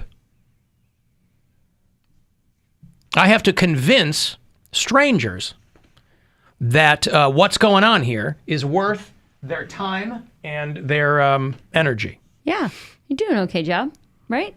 So far. Hey. But every day for 29 years. Wow. As of this May. Well, I got into radio 29 years this May. Full time, it'll be 25 years. But good for you. Early days, it was stand-up and radio. So I was doing a half-assed job of both. But what a dumb way to do things. You want to go in whole-assed. Yes. Yes, but I was much... You full-butted it. I was much tinier then, too. So quite frankly, half of my ass was not much at all. It just wasn't there, right? One cheek in it. I was one cheek in it. Sleeping on an inflatable mattress. Trying to get girls back to my place. On said inflatable mattress? Yes! For them to walk in and not immediately turn tail. In that particular apartment, it was my very first apartment. That particular apartment, I got precisely 2 girls to come home with me. How long were you there? Because I lived so far away from where everything else was that it was like, and I didn't have a car. So it was like, we had to take a cab. Because time is of the essence, right? One girl I worked with, her dad was a cop. So I was worried about that a little bit because I'm like, boy, if this goes south, that's just, I didn't want to mess with that. Another girl I met on the bus. Already en route. And we had already gone to her place and did the whole talking all night thing. And then I got her to come back to my place, which was nothing. Did you deflate that mattress? Yeah, I deflated that mattress. Let that air out? But imagine you're... it's the old Louis C.K. bit about how men are the greatest threat to women. That it's amazing that straight women go on dates with men. Mm-hmm. Where you Statistically, you could be killed. Us most. You could be killed. That's right. We threaten you the most. So to come back to anyone's apartment, and just the building itself where I lived was terrifying. So it was a matter of stages. We're in the cab. Where do you live? I live up here, which was, from where we worked, a good 30 minutes in the cab. Oh, wow. Right? Still in the city, but Hand 25. stuff? Huh? Hand stuff in the cab? Some hand stuff in the cab, sure. Hey. But again, those cab seats are disgusting. Don't So touch the seat. we're on the seat. How are you not going to touch the seat? Yeah, with your bare body. No, not with your bare body, but whatever. And then you get out of the cab at the apartment, and the building's terrifying. And I get her in the front door, and then we're going up the elevator, and then the front door of my apartment is terrifying. And then we get in, and there's nothing.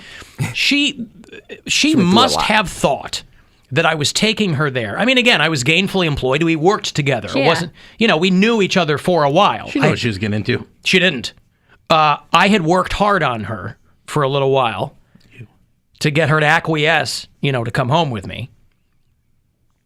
And neither of us obviously thought we're going to get married or something silly. Mm-hmm. Yeah. But I was nervous because her dad was a cop. And I had heard a couple of stories about her too, so I'm like, whatever. But to get inside that room and to see there was nothing in there, she had every reason to go, I'm about to be murdered. And be chained to the only radiator that's in this whole room. No radiator. No radiator. No. But, for her to walk in and think, this guy getting a job at this hotel where I also work is some kind of long con to just get people back into this apartment. Which was, I've never, male or female, I've never had a friend whose apartment was as awful as mine. So I've never walked into another person's place and been like, oh my God. And so for a woman to walk into that place and go, not only am I not running away, she really liked you. That big balloon you got over there with felt on one side, we're going to have sex on that. Maybe she was like, and then I'm going to leave. At least he pays his electric bill because it's blown up. Well, I blew that up by mouth. Oh, you did? Yeah. What a lung capacity on this one. Yeah. Well, maybe that was part of the turn on. That was part of the hook. Yeah. That was the hook. She go, what do you bring to the equation? I go, I blew up my inflatable mattress with my mouth. Wait till you see this. Wait till you see this. What's this do for you? That's right. And so afterwards, walk her back down to the street. Get the cab for her. She can't be walking around there. Mm-hmm. But boy, when you cast your mind back, you running out of the guy's apartment with your shoes in your hand or driving out the window. Yes. When you think about those times in your life, it is amazing. It's amazing all of the how we've threaded the needle in so many ways. Yeah. People talk about how I could get hit by a bus tomorrow. I could be in a car crash. Those are the big marquee events that could take you out. More likely, walking into someone's apartment that is one big room with a balloon for a bed. Yep. And a toilet in the closet and not getting murdered. That's a big one. That's a big one. Yes. Again, I don't have a murdery look about me. But those are the ones. I have a don't talk to me face. I don't have a I'm going to murder you face. Don't talk to me because I will kill you if you do. Well, the ones who want to kill you are always the chatty ones. Not always. They got to work overtime. The Ted Bundys. The Charmers. The Charmers. You said you worked hard on her. I did. So she doesn't know any different. You know what sucks is Jeffrey Dahmer was actually, looking back at the old pictures, I'm like, if I saw him out at Interbelt, because that's, I'm guessing that's the gay club he would frequent because that's the only one there really in Akron. I'm like, I would have saw him there if this was my time. And I would have been like, he's cute. Yay! Yeah, your head could have ended up in his fridge. Glasses are ugly, but I could work with that. I probably would have gone home with him. And he liked the little black guys, too. His glasses are ugly, but I can work with that. I can take those off. I take my glasses off, too. Well, you look at Dahmer, those photos, and you're like, well, I could kind of see it. He looked tall and imposing and kind of, strapping in that kind of way. He didn't, I don't know. I could see where somebody would be like, I'm going. Okay, sure. He could pull his own weight and then some. That's right. But that's why you always fool around in the club.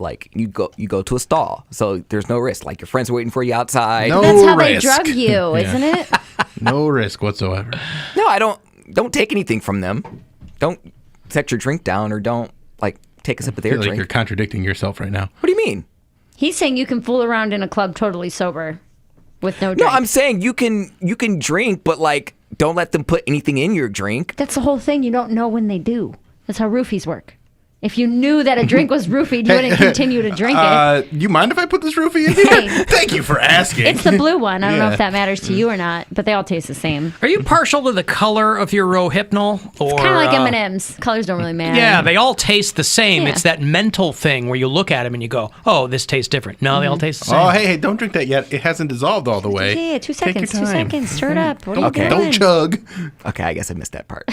Maybe have a friend hold it or something. I've never had that happen. I usually don't go in there with a drink or anything. So, Well, if you're getting into the stall, I imagine they're getting what they want out of the transaction. But it's just the way your brain works is fascinating. Or lack of working. No, your brain works in a way that not many people that I know. I was just thinking I would rather fool around at the club where my friends are present. So if something does happen, they can drag me out But of there. he They're could gonna kill come. you at the club, is our point. But he doesn't have a clean getaway. There's cameras everywhere. Like my friends in are the going to come 70s. looking for. Not in Jeffrey I'm Dahmer talking times. about now, though. Okay. And still, I would rather be murdered around a bunch of people where he doesn't have a chance of getting away. Right, but than also- going home But with it's a him. busy club. He could just blend into the crowd and then he's gone forever. If he murders you in a bathroom and then someone thinks you're just passed out drunk in the bathroom, they don't know you're dead. Or if if we're walking home and like no one ever sees last seen with so and so. Oh my God, this guy's so drunk. He's totally passed out and his throat's gushing blood. How much did this guy have to drink? Well, that's why they put him face down into the toilet so it looks like he's throwing up. Or somebody's bullying him and giving him a swirly. Mm-hmm. But to your point, Poundcake, yes, there are cameras everywhere, and plenty of people still get killed all the time. Risky. I'm just saying a risky Bill scenario. I would rather be murdered at a club Risky than at business. someone's apartment. I just would rather be murdered in a club. The guy has a better Rather chance. be murdered in a club. Where would I rather be murdered? If I'm going to be murdered, I'd rather be murdered where there's people around and he doesn't have a clean getaway. Huh. Well, that's something to consider, I guess. I think a clean getaway. If he hangs out with you, and nothing clean about that getaway. There's blood on the dance floor, and He's not going to do it on the dance floor. You don't know. You think you can just murder anywhere and just get away with it? So there's why not a on the dance panic floor? at the disco. The place empties out. It's like the Bataclan, except no one's being shot. Poundcake has just been murdered in the bathroom. I think I'd rather my murderer get away with it because then I know I was killed by one of the best. I Yeah. don't want some lazy murderer that just gets caught because they didn't know what they were doing. I want someone that's You don't want to be skilled. somebody's first? No, but I mean, you it could can't be the necessarily first, I chalk that up to skill. It could also be chalked up to luck. Yeah. And you certainly don't want to be killed by somebody who just got lucky to get away with it. Yes, that's true. You want someone who is a proven commodity in the assassination game. It's also hella Where rude. it's like, oh, it was an honor.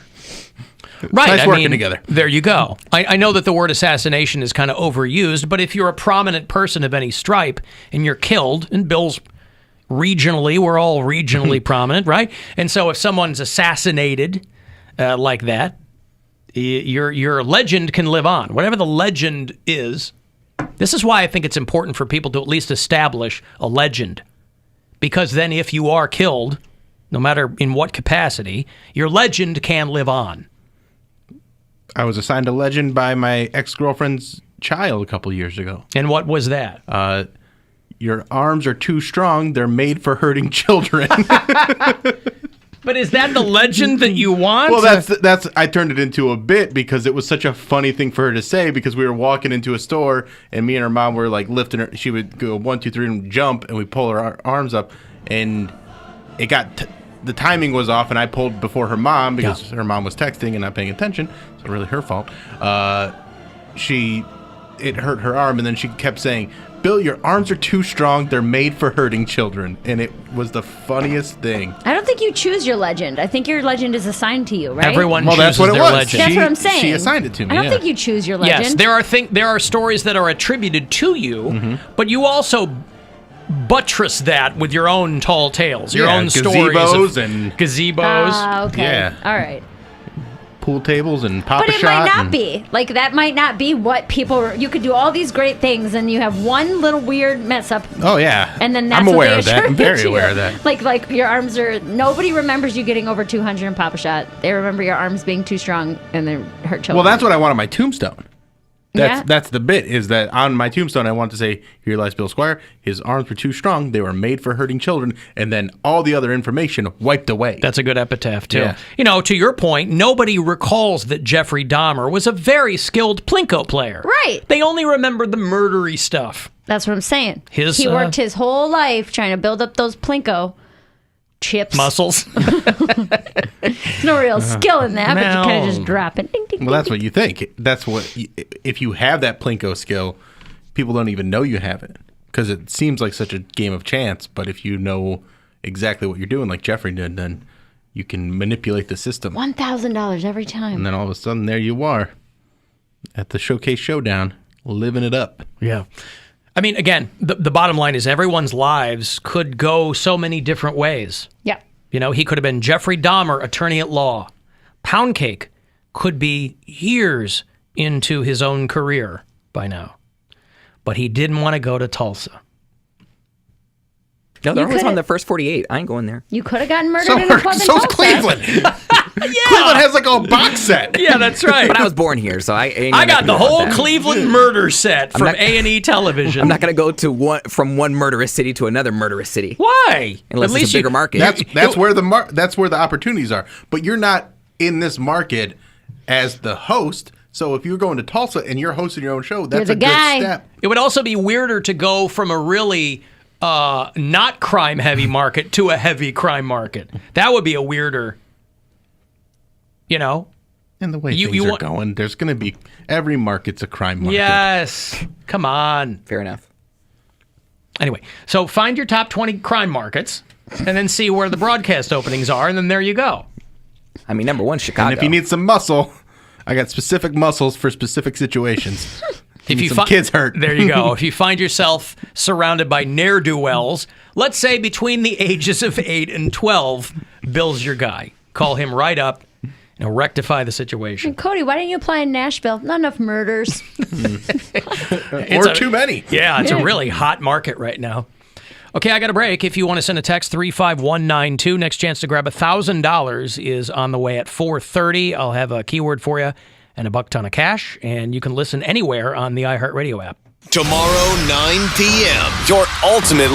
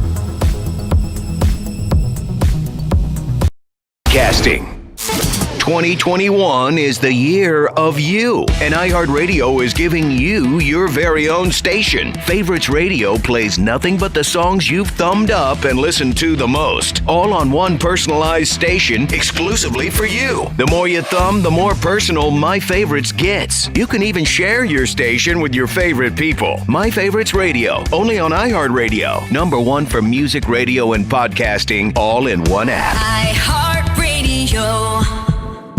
Back to the Alan Cox Show. It's a great pleasure to be back on the air again. Okay, Google, ask Alexa. Man, you can even ask Bill. I just do it all in my head. Oh. Tell whatever smart device you're packing to play the Alan Cox Show on iHeartRadio.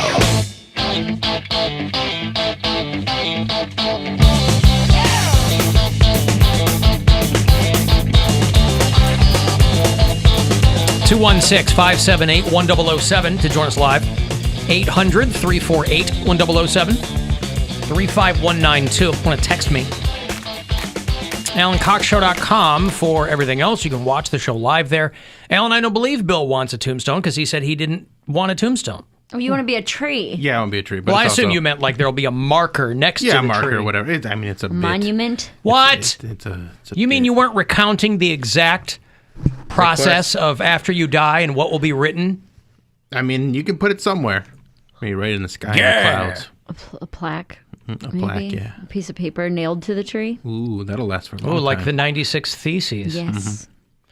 Cavs at home tonight. They're going to play the Pistons at 7 o'clock. So here's how the second half of that 6 o'clock hour is going to happen. We split. You get your 6:30 buck ton of cash keyword, and then right into your Cavs pregame. And then 7 o'clock tonight is the tip-off at the Romo Fijo against Blake Griffin and Derrick Rose and the Detroit Pistons. I don't know how they play basketball drunk like that. Explain it to me because I missed it. They're pre-gaming. Before every game, they're pre-gaming? They are. They're just getting That's how you loose. know they're Yeah. professional broadcasters. I thought it was the players that were pre-gaming. No. It's the all broadcast team pre-gaming. Nice. Everybody's doing shots. We have a lot of bureau chiefs in the Carolinas, by the way, people who listen on the iHeartRadio app.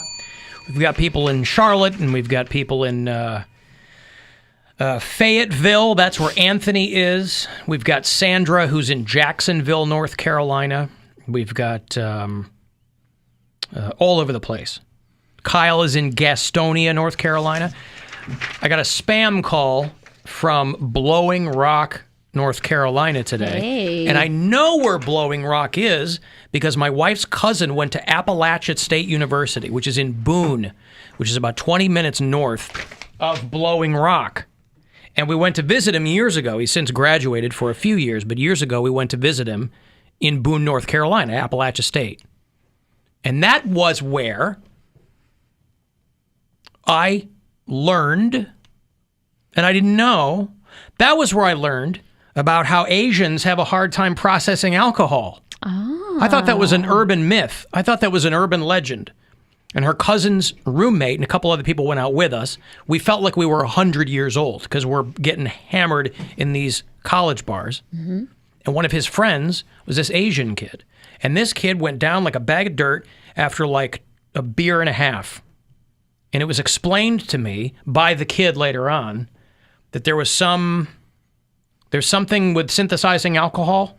I go, I've never heard that before. Is that true? know. I thought they were trolling me or something. Yeah. He said it was a real thing. They were all like, oh, yeah, this happens all the time. Really? Passes out. Well, like, A, you're a cheap date, but like, I was B, going to say, why that's go a out? dream. A beer? One beer? Or a beer and a half? That was like me. But before it's not even that. Like, it's not good. But I is had a that friend- true, though? Yeah. I don't Black know. out? Or to just be like, I'm drunk? Or like some people are allergic to parts of alcohol, like they're allergic to hops or barley, and they don't. So it doesn't affect them the same way it affects other people. But I don't know anything about what you're talking about. Alcohol flush reaction is common in East Asians with approximately 30 to 50% of Chinese. It's one of those topics that sounds vaguely racist, but he was telling me, he goes, no, it's a thing, and it's Very real, Really? yeah. I wonder why. I'd never heard that before. I was that many years old before I'd heard of that because I didn't drink in college, so I wasn't hanging out. You know, I had friends that were Asian in college, but I wasn't going to the bars and drinking and whatever. I just had a friend in high school that had experienced that, so he'd always thought, like, when we go to parties, he'd be like, I don't drink because of I'm allergic. That's what he'd say. But imagine that. Like, if you're Asian, whatever Asian extraction you are, you want to have fun. Yeah. Right? You want to be out there. It's nothing you've got control over. It's not 100%, obviously. I'm sure there are plenty of Chinese dudes having a good time. You don't have to use drugs and alcohol to have fun, Alan. Yeah, Alan, there's a whole sober community of people who have fun every night. You No, ever they heard don't. of Sudoku? No. Thank you. They're not having fun. They're not having as I much was fun talking as they about were before. intravenous drugs, but okay. They're not having as much fun as they were before. That's not true. It is true. You I know. remember my nights now. First of all, yeah, but they're filled But with are they less worth fun. memories? It's so worth it. I ate pizza last night, and I had a Dr. Pepper, Again, you ain't selling me on this. and I went to bed at 10:30. She had a Dr. Pepper like an 18-month-old. You Yeah. know, she was enjoying that soda. That's how young I'm living. According to doctors in the 50s, it's never too young to give your infant soda. So they fit in. Yeah. Did you see the pictures I tagged you in when I was gone last week? There was pictures of my mom and my younger sister in diapers with a bottle full of pop. I did see that. So I tagged you in that, and then my mom, what she said, I was like, Mom, this is what we were talking about. I was like, I guess we've been doing this forever. And she goes, well, we shook it up. Like the carbonation was the problem. No, but I would think that the carbonation would actually make a baby real burpy freak out. Yeah. Well, that's what she's saying. But she said that as like, we're thinking about like the sugar content and Yeah. the caffeine. And she was like, oh, well, we shook it up first. Like, I don't know what the problem is. But what was her point with that? The shaking up of no the... carbonation, so it didn't make you burpy and throw up and stuff. So it's just like sugar water. So they shook up the pop, so there was no carbonation in it. So it was flat. I thought shaking it up, what that shoots all the bubbles out? Is that what it does? Yeah, have you never like dropped a Yeah, it all thing fizzes of pop? out. It fizzes out, but then if you take a sip after, it's completely flat. No, not completely flat. It just has pretty less flat. carbonation. Pretty flat. So, I mean, I'll defer to her judgment. It's flat enough for a baby. Yeah. Okay. Yeah. Wow. Yeah, when I saw those pictures, I laughed so hard from 26 years ago. Yeah. Been doing it the whole time. Wow, look at that. Shook it up first. Shook it up. Shake it up. So, yeah, anyway, whoever was trying to sell me something from Blowing Rock, North Carolina. Not interested. I'm not interested. Why don't you give someone $1,000 so they can buy whatever they want with it? All right, fine, I will. Thank you for the recommendation. You're welcome. It's a buck ton of cash, $1,000 as advertised for you. I hope. Good luck. Hey, it's Rover. It's a buck ton of cash. Time for your shot at $1,000 now. Text the nationwide keyword MONEY, MONEY, to 200-200. You'll get a text confirming entry plus iHeartRadio info. Standard data and message rates apply in this nationwide contest. That's MONEY to 200-200. Good luck from 100.7 WMMS. Alan Cox Show After Hours line. You can use it whenever you like to leave us a message. It is 216-986-8903. Hey, Alan, it's me. I do want to say initially my sincere condolences to Mary and her family for the loss of her father. I normally call up and play the part of the antagonist and troll Mary and the rest of the show with my quirky comments of how I am displeased with the current state of the show, and I'm going to really kind of just pile on to that as I continue to listen to Mary come back. I refrained from calling during the time of her grief, and I sincerely do feel bad for her. But, oh my goodness, what has gone on with the show? You have surrendered everything just to listening to Mary complain about whatever. Remember when you used to do cool like games, cheese or font, nursing home or sex position, whatever it was? Can we please go back to that? I never thought I'd come to the point where I'd say, can we please get more Poundcake? Anything. Hate the show. Wow, listen to that. Man, I did turn over a large portion of the show to you yesterday because I thought that it would be, I thought that it was helpful to do that. Yeah. I thought it was informative. Obviously, the audience felt engaged in it. Yeah. And, Mary's going through some stuff. What you should have done.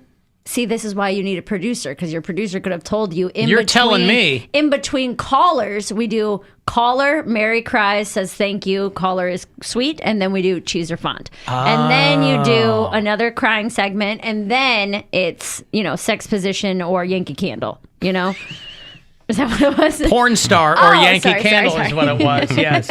Sex position or Yankee Candle. Yeah. Well, to his point, I mean, we haven't played anything like that for a while because I never have anything to give away anymore. For a while, we used to play those games because we had things to give away. But they also just get very repetitive, too. Do they? When we were Do you want to play Cheese or Font? When we were playing those every day, they were getting real old real fast. I don't think I was here for that. No, that was like the first year that I was on the show. 6 p.m. hour. He says old, he means fun. Real fun, real fast. Okay, do you want to play Cheese or Font? Sure. Okay, because he said we have. Any other time you can do what you want, but right now we're playing Cheese or Font. All right, and here's how I'm going to stick it to him. He doesn't get to play. You guys get to play. All right? So I will give you the name of something, and you'll tell me if it is a cheese or if it is a font. There's no prize here. It's just bragging rights, if you want to call it that. I got taking notes. I'm keeping score over here. I got my scoreboard ready. Okay, taking notes. Bill's first. Sardo, S-A-R-D-O. Cheese. You think it's a cheese? It is a cheese. Well done. All right, Mary, you're next. Mm-hmm. Penbryn. P-E-N-B-R-Y-N. That is a font. Ah, crap. Oh, come on! All that build-up, huh? Yeah, all that build-up for nothing. Hold on, I got so excited. Got myself screwed up here. Okay. Poundcake, you ready? Mm-hmm. Okay. Lancashire. Font. Oh. The cheese. Sorry, pal. So far, Bill's the only one to get one correct, right? Yep, and that's the game. That was fun. And there's the game, everybody. That was so much fun. Thanks for playing. Accommodations made by the Hilton Hotel Maui. Hey. Okay, Bill, Kathleen. C-H-A-T-E-L-A-I-N. Kathleen. I'm going to go font. You're going to go with font. Oh, no. It's a cheese. Oh, the man. indignity But of hey, not this knowing is the fun. difference between a cheese or a font. All right. Is Bill winning right now? He's the only one with points. Only one with 1 point. Right. All right, Mary, you ready? Ready. Is anyone winning right now? The listener, Bill. The listener. Sharpam. S-H-A-R-P-A-M. Sharpam. Sharpam. That is a cheese. It is a cheese?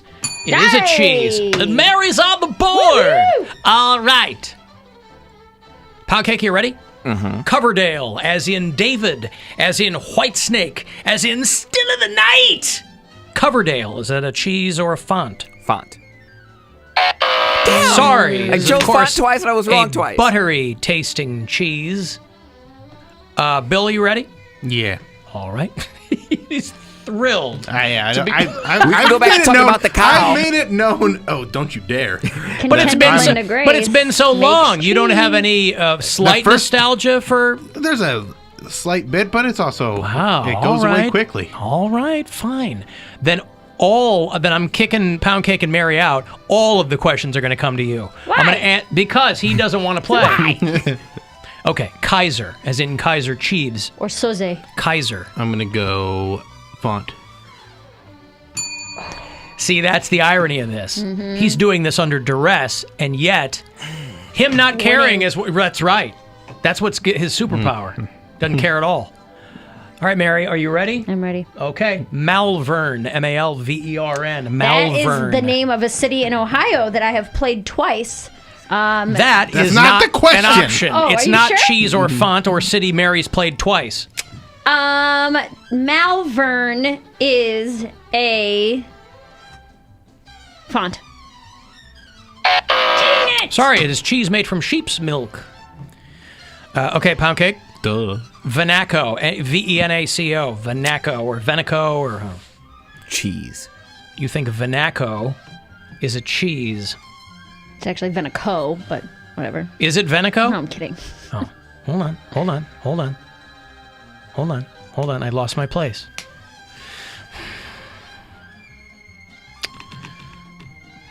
I'm going to give you another one. Adds to the excitement. It's called generating suspense, Bill. Well, we can just look it up. What was it? Venaco? Mm-hmm. Yeah, Venaco. Yeah. Because I need to know. I know. I can't leave you hanging. I just wanted to say cheese because I hadn't seen cheese or said cheese yet. No, this is the one that's going to be a font. I know. It's going to be the one time it's a font. All right, let me give you another one, okay? Okay. Let me give you another Beneco one. cheese is a thing. That is cheese. Is that what he said was cheese? Yes, He did. Okay. So I finally I got want to one. bail out of this. I'm with Bill.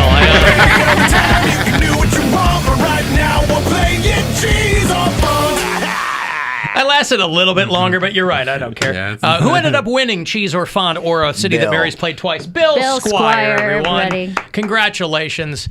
He's a gentleman and a scholar, and now the winner of the 2021, because that's the only time we'll play it, 2021 Cheese or Font Tournament of Champion. So congratulations. What a welcome distraction. Now, my dad is still dead. Can we talk about that? Cheese or font or earn. Hey, there you go. There you go. Gosh, that St. Patrick's shirt looks so cozy. I have one at home have too. one, yeah. I know, but I'm just saying it looks so warm. But I didn't get a hoodie. Is that a hoodie? It's got a little hood on it. I don't have a hoodie. But it doesn't have it's a t-shirt. It's like a thin material. I enjoy it. The customers are, by a wide margin, disagreeing with Bill about the games. Oh. Because it wasn't just cheese or font. It was winery or rehab we had. I love liked that one. That one was fun and harder. Well, I feel like you would do great at it because you was like, I know a lot of I've wineries. never been to rehab. Oh. You went the other way. You only have to know the one. Right. You don't have to know both. Oh, please. I know. I know that's not a rehab. Is Mary at a disadvantage with cheese or font as a lactose intolerant individual? I should get a handicap. Well, you get a free spot. Yes, I get 2 bonus points, which means I win. Again, even if you didn't know the cheeses, you might know the fonts. You only have to know one. Yeah, but also I'm too young for fonts. I'm just kidding. I hate it. You don't remember You're not that Fonzie young. from Happy Days? I don't know who that is. That's a bummer. Yeah, sit on it. Boy, we had some weird games. Remember Drunker Kid was a with Jay I like that Farrow. I one. played House Pig I or don't Grain remember with Jay Drunker Farrow. Kid. What was Drunker Kid? Drunker Kid was Bill liked to lifted from. scat.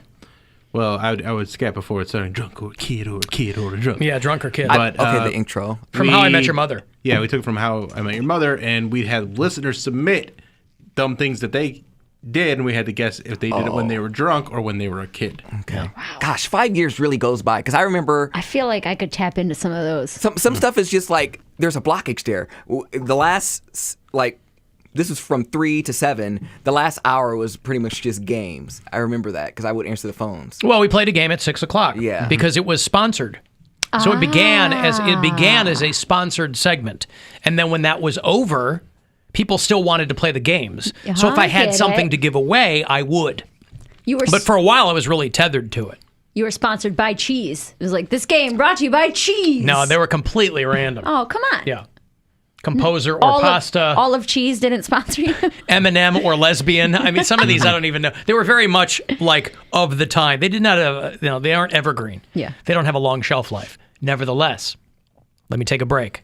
Another chance for you to grab some money at 5:30. If you missed this last one here, 200-200 is the number you want to text all of these keywords to. Last one was, what was the last keyword? It was money. Simple enough. Next chance is coming around 5:30 this afternoon. The Alan Cox Show on 100.7 W.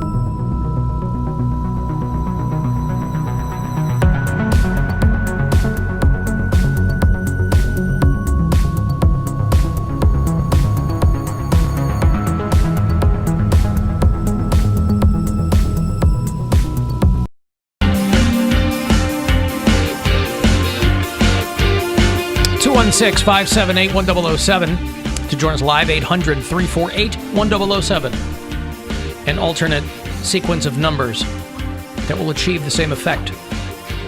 35192 if you want to send me a text. Oh boy, Alan DeWine is letting us stay out until 11 o'clock now. Very exciting news. Governor DeWine says that he will change the curfew starting Thursday, pushed back from 10 p.m. to 11 p.m. If the hospitalization trends continue, those are going down, by the way. If the hospitalization rate stayed below 3,500 for 7 days straight, which again, let's keep it in perspective. That is a huge number. It's just that it is better than it has been. There are currently under 3,000 hospitalizations. I think they've had that for a few days. In all of Ohio? In Ohio, yes. So they said that it's still a high number, but it's the 7th straight day that the hospitalizations is below 3,500. So, but they said January would be the worst month, right? So are we through it? Well, when you talk to people at the national level, they say that the next... I was watching this guy named Dr. Michael Osterholm, who admittedly is like the Grim Reaper when it comes to throwing out data and the unvarnished truth of what's going on. Is this guy who's an epidemiologist from Minnesota, I think. And he said that the next 6 to 12 weeks are going to be the worst. I'm so sick of it. But here's the thing, though. They've been saying that since November. That's what I'm talking about. So again, things change. They've got these mutations now that are coming over here now. So when people are like, well, they've been saying that. Like, yeah, because it constantly changes. Okay, so besides the worst, let's get that out of the way. When can we get back to normal I don't know what that means. That's Fall, gone. Australia By is the way, clubbing right now. No, they're not. Yes, they are. But they've still got COVID over there. Countries that eradicated it, it's coming back. So I'm watching videos of them just... I think people. Florida's doing that, though. think people are best served if they stop thinking about the before times and go. How are we? We're in the pandemic era now. This is not going to be the last. This is the first of this magnitude, simply because it's the first of its magnitude. Nothing ever happens until it happens. But variants and mutations and whatever, you look for the little victories. You don't go like, when are we going to get back to 2011? Like, we're not. Time goes in one direction. And this is what it is now. But you look for the little victories. Trust me, I'm mad too. I got tickets to see the Deftones in Toronto in August. That show probably is not going to happen, and it's outside. So so people that postpone their weddings, are they going to have to postpone those again? People were having weddings this whole time. No, I understand they were, but like they wanted like big weddings. People were having big weddings this whole time. It's up to them. And like I said, they're clubbing in Australia. They're doing all of those things in Florida. That part of life. They're doing it in parts of Ohio. I'm saying, depending on where you're at, that life that you're yearning for is there. I'll go on. You can go do that if you want. I'll go on people's Instagram stories or their Snapchat, Yeah, I see and you that see too. people like out and do it, and it looks like nothing's going on. There's no mask. They're just out at a. It looks so When much you- fun. When you mentioned that gays over COVID account. That's why that account is getting so much heat. Why is it getting heat? Because that's a shaming account. And so they're like, look at all these people are pretending like nothing's happening. It's a shaming account. The trouble is, you can't shame people in this country. We're in a post-shame society. I got a letter from Alexander, who's one of our bureau chiefs in Florida, and he goes, I get that the Florida jokes are in good fun, but I feel like the Florida jokes are a little overplayed. He's like, Florida's third in education in this country. It's number 4 in GDP, both of which is true, by the way. What's GDP? Gross domestic product. It's a measure of how healthy your economy is. Oh. He goes, I feel like taking shots at Florida is like taking shots at Cleveland back in the day. Poundcake judging our state by Orlando is like judging Ohio by Akron. I didn't judge by Orlando. That's why I call Florida the Ohio of the South. So everything's covered. Or Florida is, Ohio is the Florida of the North. However you want to do it. It all works. Panama Checks the City. boxes. Why is he talking when I'm talking? Sorry. Because he wants to tell you all the places he's been. Go ahead. Yeah, Panama City, St. Augustine, Palm Beach. Worth waiting for. Orlando. Sorry. So worth it. So, but you mentioned Orlando. That's Alex's part, I guess. Yeah, but I'm not judging Florida by the places that I've been there. I'm just saying whenever there's a crazy-ass news story, whenever there's like a baby found in a wheelbarrow somewhere. Like they are most. At definitely, least it's uncovered. It gets some sun. They're always in Florida. Babies need sun. They're always in Florida. Florida babies need sun. And the more I'm talking about, like that's why I think whatever Trump does moving forward would be best served by covering it as Florida man stories, since that's now his primary residence. Florida man does this. Florida man does that. Why is he filing? Florida man incites riot and insurrection at Capitol. Florida man waves fist at sky at plane that is, bringing a banner over his house. If Florida is his residence, why is he filing paperwork in Texas? I don't know. I don't know who's doing what or why they're doing. Well, because the GOP at the state level, they're all going like full on Trump. That's not going away. I think they're going to form a new party. That's what the paperwork was for. Well, it was the Patriot Party or something possibly. like that. Who knows? I guess we'll find out. I don't like this. You don't like what?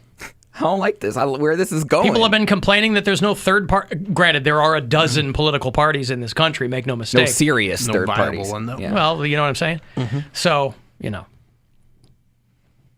But I was reading on the DeWine front, I was reading that they stumbled across a happy accident with respect to vaccines in Ohio, that tens of thousands of leftover vaccines will be distributed to older Ohioans because they've been getting more doses out of the vials that they've got. So if you have grandparents that are, trying to get this, they said that more of them will be vaccinated sooner than expected, thanks to counties needing fewer doses. Because they're going in stages. So they have like a 1A group and a 2A group and a 1B or whatever. So they said that because it's a double-edged sword. Because you're trying to get people vaccinated, the reason that they have leftover vaccines is because of all the people who are declining the vaccine. Okay, it's not people are getting too full. I can't handle any more vaccine. Can I get this in a doggy bag?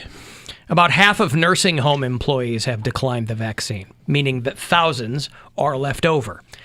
So on the one hand, you've got people trying to get it who are like, I'll get it sooner. On the other hand, the more people you have decline it, the more the eventual goal of herd immunity is pushed back. So whatever. It's is like it though? Yeah, sure. Why?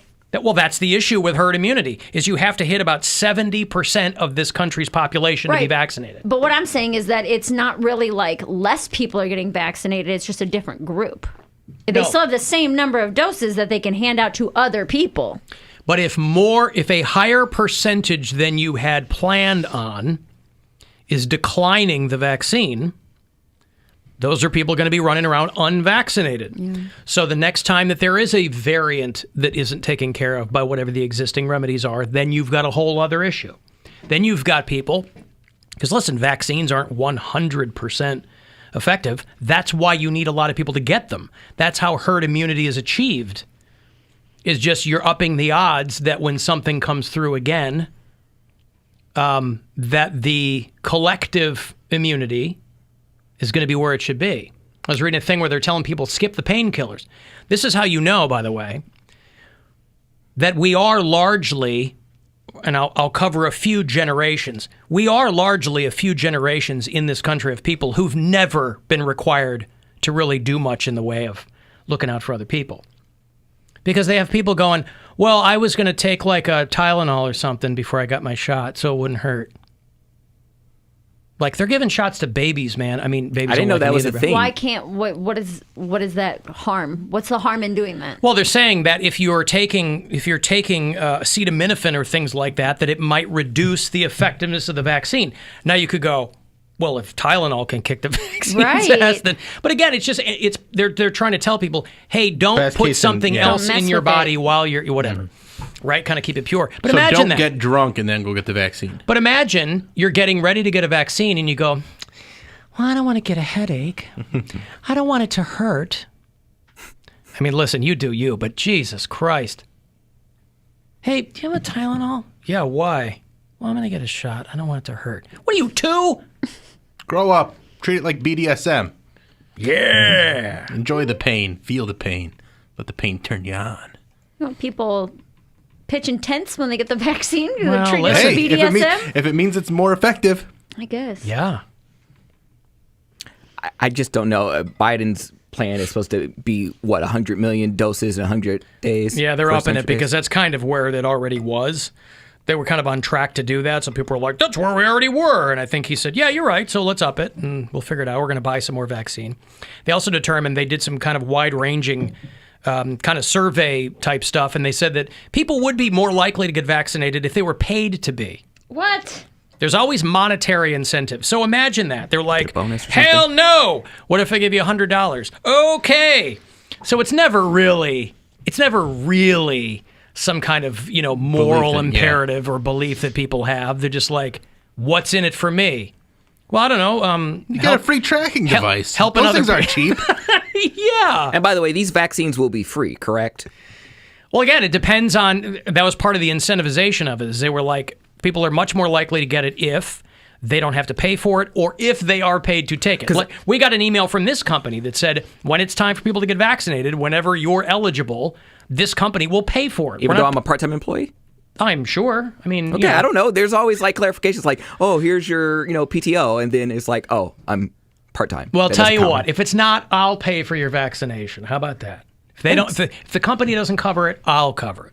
I mean, that was one of the things when everyone was getting all those COVID tests. I was like, I can't keep affording. I mean, Mary, you went through it too. Like, I was like, I can't pay $200 every time someone might sneeze in my direction because some idiot didn't want to wear a mask. So that was like, if it's not free, then I'll just sit out 2 weeks because this is going to be my paycheck anyways, getting a COVID test. Well, there's the free ones. It's just, it takes you 3 or 4 days to get an appointment. And I'm already missing work. And then it takes another 3 or 4 days to get your results. Like, just so kidding, you're you're still negative. out for a week anyway, right? Yeah. Why you got to be so negative all the time? What do you mean? I'm just kidding. COVID negative. I get it. And that was funny, too. I was reading about, a lot of these vaccination sites have had to deal with gridlock. And in Georgia, one guy who was running a distribution center figured that he would go right to the experts in keeping things moving along. So he had hit up a friend of his who was a manager at a local Chick-fil-A. Yes.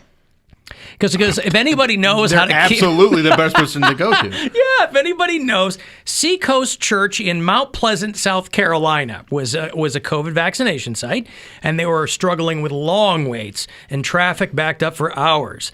And the mayor of the town went to one of the managers at the Chick-fil-A and said, hey, could you help us out with this? And they said, my pleasure. Said he's standing there, he's moving people along.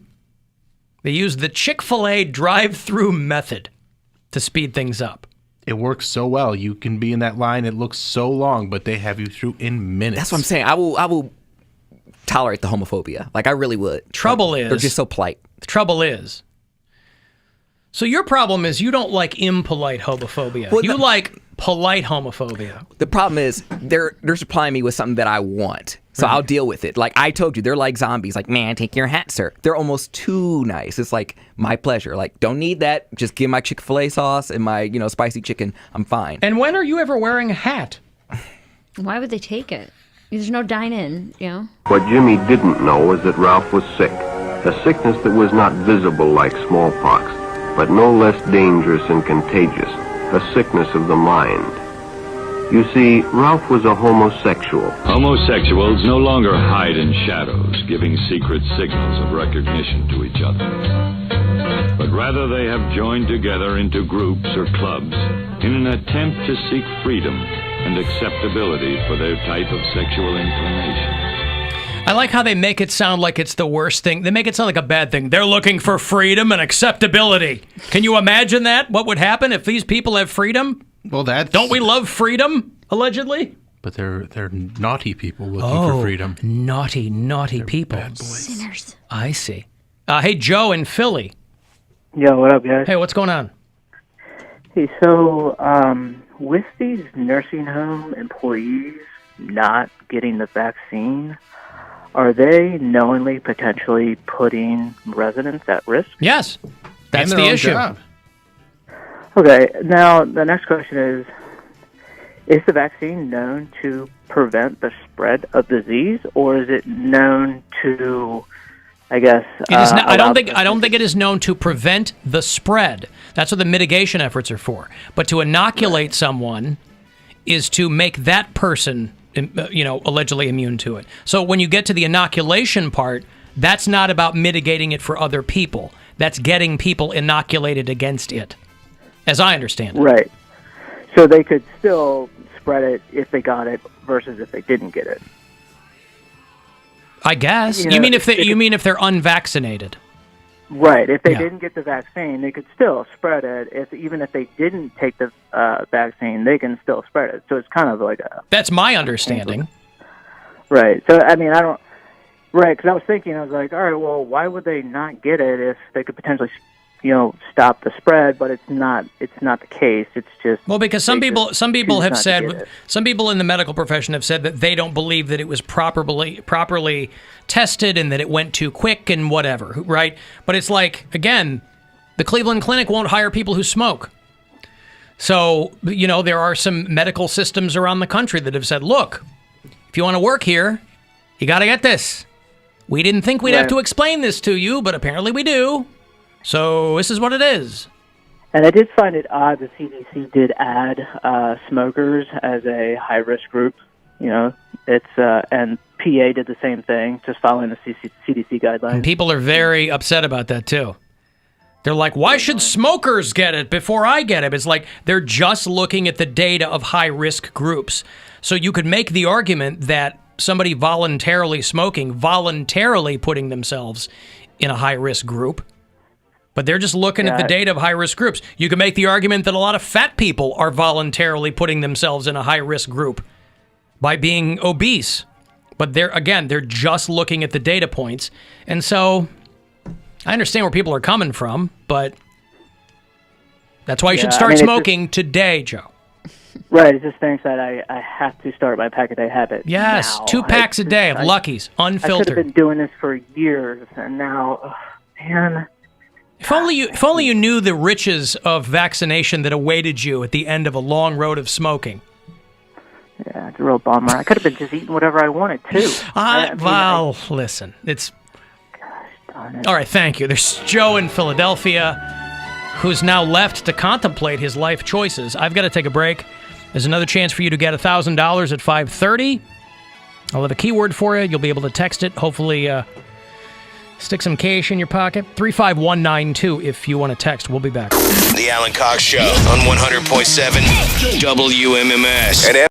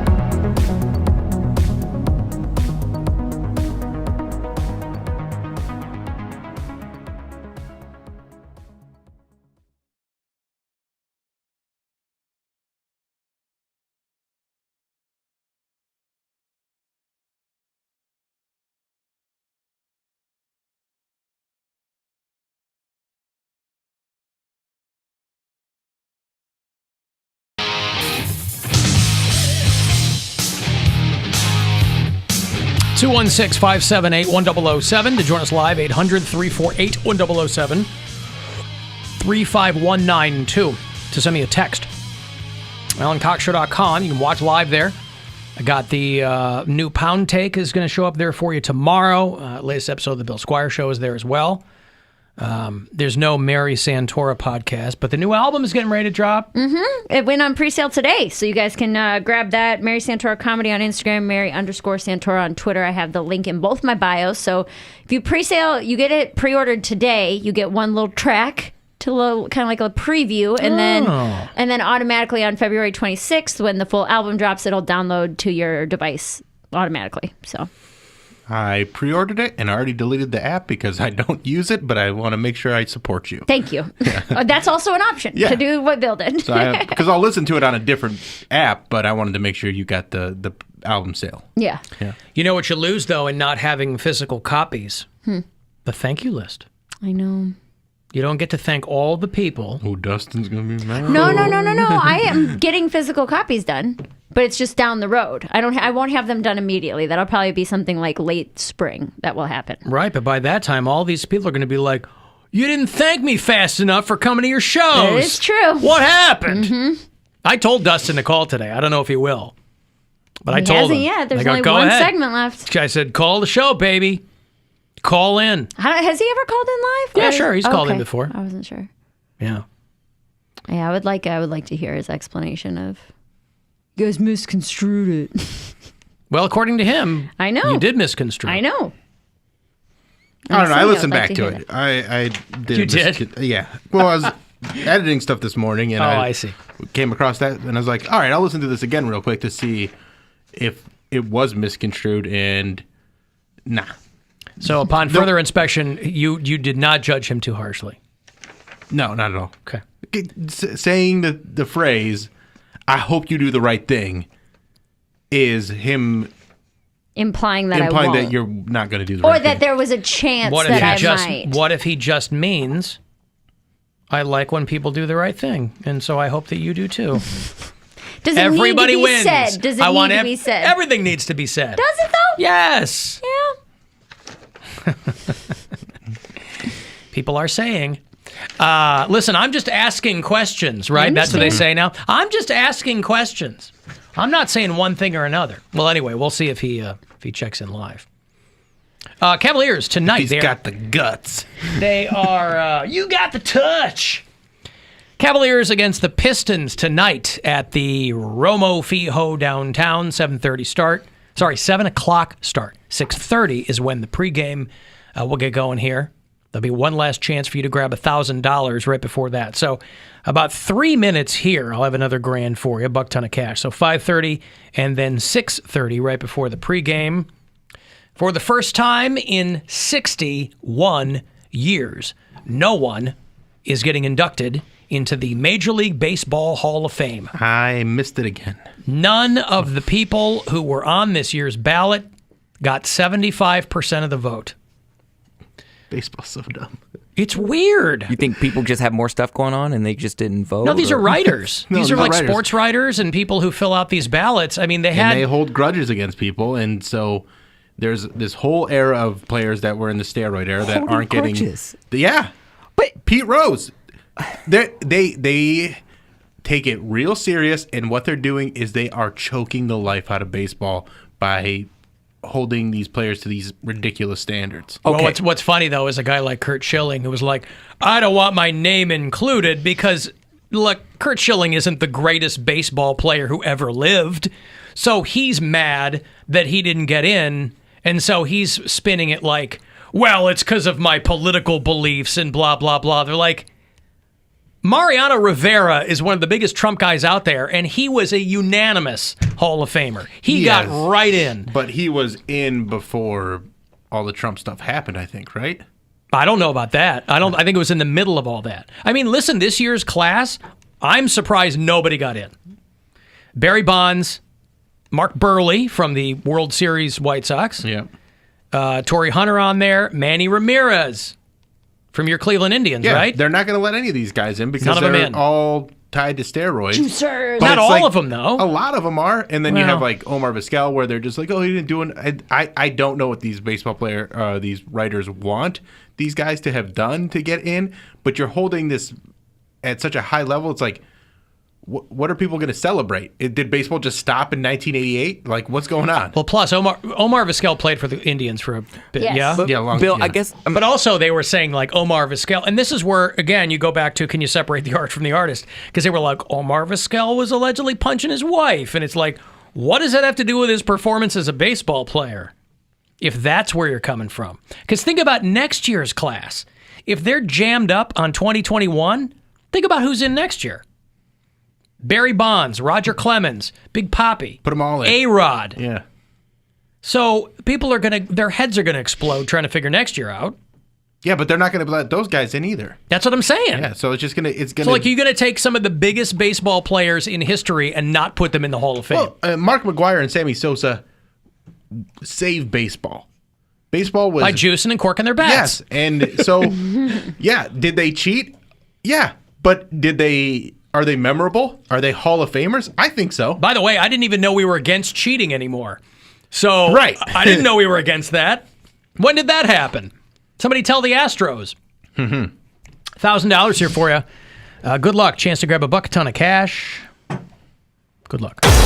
Hey, it's Rover. It's a buck ton of cash. Time for your shot at $1,000 now. Text the nationwide keyword HOPE, H-O-P-E, to 200-200. You'll get a text confirming entry plus iHeartRadio info. Standard data and message rates apply in this nationwide contest. That's HOPE to 200-200. Good luck from 100.7 WMMS. Baseball, yeah, baseball. Didn't feel it all of that. Baseball, yeah, baseball. It's fun just swinging the bat. Hey, Zach. Hey, what's going on? What's going on, Zach? The Hall of Fame ballots you're talking about. I saw something from some Twitter account, one of the baseball writers guys, of the ballots turned in, 14 of them didn't even have a name checked off on it, that they're that stingy with their vote of who they're going to pick. They said none of these guys showed the values and morals of what baseball should be. And I was telling myself, I go, why do we have this guy still voting for Hall of Famers if you have a list of 30-some guys and you go, none of them are worth my vote? Not only that, but it's along those lines. I mean, the guy who was voting, the guy who wrote the thing for the Plain Dealer, he was talking about the problems people have with Omar Vizquel and Curt Schilling, and he's like, in full disclosure, I voted for both of them. So it's like, if you're going to look at a list of guys and go, well, you're going to put them under some like 1935 set of criteria for morality. Right. Like, what does that have to do with baseball? When they were also treating women terribly and not letting black people even play in the same league as them. So I understand getting an asterisk if you juiced and all that, but they're like, Omar Vizquel might have punched his wife. Like, that's got nothing to do with baseball. Curt Schilling being a big Trump guy has nothing to do with baseball. No, and the game has changed so much in the last 80 years that, like, if you take Babe Ruth, who people say is the greatest baseball player of all time, and you take Mike Trout, who people will say is the greatest baseball player of the modern day, their figures are so different, but yet they're still the greatest of their time frame. It's like apples to orenges almost. Not only that, when you talk about the greatest player of all time, everybody knows it's A.J. Pierzynski. So again, A.J. Pierzynski. Couldn't even say it with a straight face. No, couldn't even do it. Right. All right. Thank you, Zach. I appreciate it. Yeah, it's weird, though. First time since 1961 or 60 or something that no one is going into Cooperstown. So they better get off this high horse real quick. Right. Because it's not going to get better. You're not going to run out of guys who were juicing. The whole idea of having the Hall of Fame is so that you can also get people to come to the Hall of Fame. And if you don't have any of these legendary players getting in there, that's going to stop people from going. Yeah. Like, if you just go, we're not going to put anybody new in here. So I guess you can just enjoy the people that we already put in. So the Baseball Hall of Fame has an empty class for the ninth time. It is a game. 9 times. This says since 2013. I read for the first time since the 60s, but somebody texted me and said, I think it was empty in 2013, and you're right. So there's two sets of information going around. Mm-hmm. 2013. So you got to get 75% of the votes. And Kurt Schilling, I think, got the most, but even that was... He was like 74%. 71.1%. He was like 7 or 8 votes away or something. 16 votes shy, yeah. There you go. And then but they go, well, that guy's been accused of domestic violence. And this, Roger Clemens dated a 15-year-old. It's like, that's why they call it the heyday. It's the Baseball Hall of Fame. It's not the Morals Hall of Fame. Yeah, it's not the Evangelical Hall of Fame. You can go back and say that a lot of those guys that are already in did some bad things too. Are you kicking them out? No. I mean, now in the Mullet Hall of Fame, a lot of these guys are going to get in. And they absolutely should. John Kruk. Oh, my God. Come on. First ballot right there. Sure. And John Kruk had no other issues. John Rocker. Oh, yeah. He had a good That one. guy had no issues whatsoever outside of baseball. Hey, Brian. Yeah, Alan. What's going on? Yeah, I got to tell you why nobody was voted into the class this year. Yeah? Because the class that was voted in for last year didn't have a chance to be inducted because of the COVID outbreak. What does that got to do? Why couldn't they just do 2 in 1 year? Or no? I guess they didn't want to do that. They didn't want to have a double class to, insult one class or the other. So they wanted to. They're still going to have a class inducted this year. It just won't be this year's class. I see. Well, all I'm saying is they're going to have to figure out what their criteria are, because as the years go by and the generations go by, you're going to have fewer and fewer guys who are like altar boys out there. Mm-hmm. I certainly agree. I like what you're saying. I don't understand all the other halls of fame for any other thing. It's all about that thing.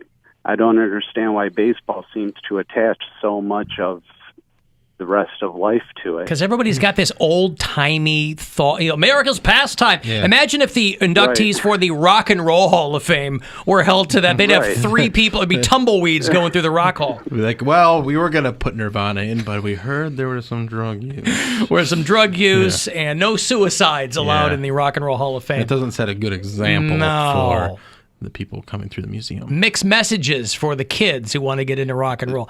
All right, thank you, Brian. Speaking of dirtbags, though, in professional sports, there's that Chad Wheeler guy. Do you know that story?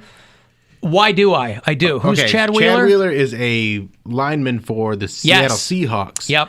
And he beat the crap out of his wife because he wanted her to kneel down and say that she worships him and like he's a real piece of garbage. And then he beat her almost to death.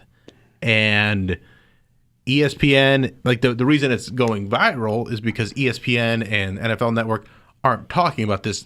Whereas when Ray Rice got in trouble, like it was everywhere. It's all they were talking about. And this guy, he's a white guy. They're like, well, how come you're not treating this guy and dragging him over the coals the way you did Ray Rice? That is a point, but also I had heard of Ray Rice before. I had never heard of this guy before. And I agree with that. Yeah, so it's like, here's a dude on the Seahawks that no one's ever heard of before, and this is the story. And I understand that he's a lineman, but it's a real big story, and it's pretty disgusting what he did. This is she's an ex-wife now? I don't know. Because her story was, she was like, he looked at her and said, he was eating a sandwich. He was like, oh, you're still alive? Like he thought maybe he killed her and got hungry. Jeez. But yeah, he's in the news for that. Sometimes your friends let you down. Take your dreams and smash them on the ground. What do? Turn the page? Hell no, I'm gon' channel my rage and spit rhymes of horror, unspeakable things. From deep inside me, the darkness sings. Murder, murder, sex, sex, and murder, murder. Murder, murder, sex, sex, and murder, murder. Murder, sex, sex with murder.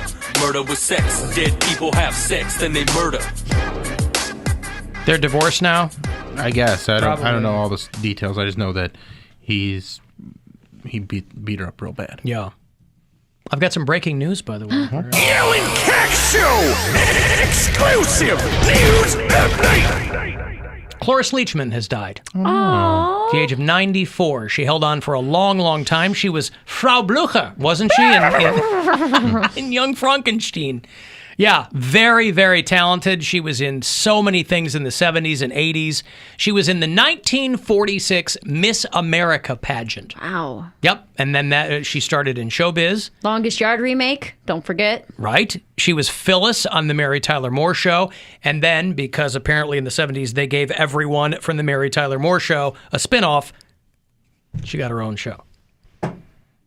She made The Last Picture Show in 1971, where she won an Oscar. And 1974's Young Frankenstein. I don't know why. One of my favorite lines of hers from that movie is when she's walking them up and she's like, "Stay close to the candles. The staircase can be treacherous." But then the candles aren't lit. And Right. it makes me laugh every single time that I see it. But she was on Malcolm in the Middle. Wasn't she the grandmother in Malcolm in the Middle? Wow, Or, I forgot about that. Yeah. If you watch a lot of Bob's Burgers, and I do, she was a regular voice on there. So Cloris Leachman, 94 years old, another contemporary that Betty White has outlived. Wow. Betty White just turned 99.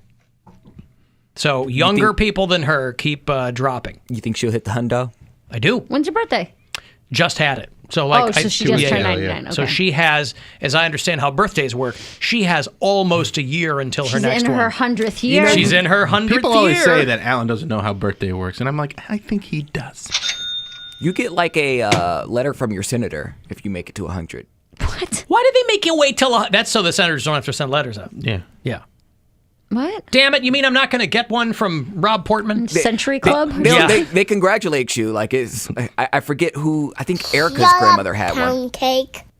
Her grandmother got one from Dick Durbin in Illinois. I feel like someone close to me had it, and they showed it on Instagram. I was like, "Wow, you get a letter from your senator if you your grandma." Your Good grandmother job probably not had dying. One, But Alan. why make you wait until you're 100? Why not, like, most people don't get to 90. Because 100 is it's a Nice even number. three Centennial? digits. You get 3 digits. You know 90's a round number too, right? Not divisible by 25. That's important. It is. You just Nope. get into decimals and Nope. integers. Nope. Yes. Nope. 90 Nope. is Nope. divisible by No, 25. Not into a Mary, whole number. Well, you didn't say that. Well, now that's what divisible by means. Uh-huh. Did your grandmother get a letter? 25 is not a divisor of 90. Is that better for you?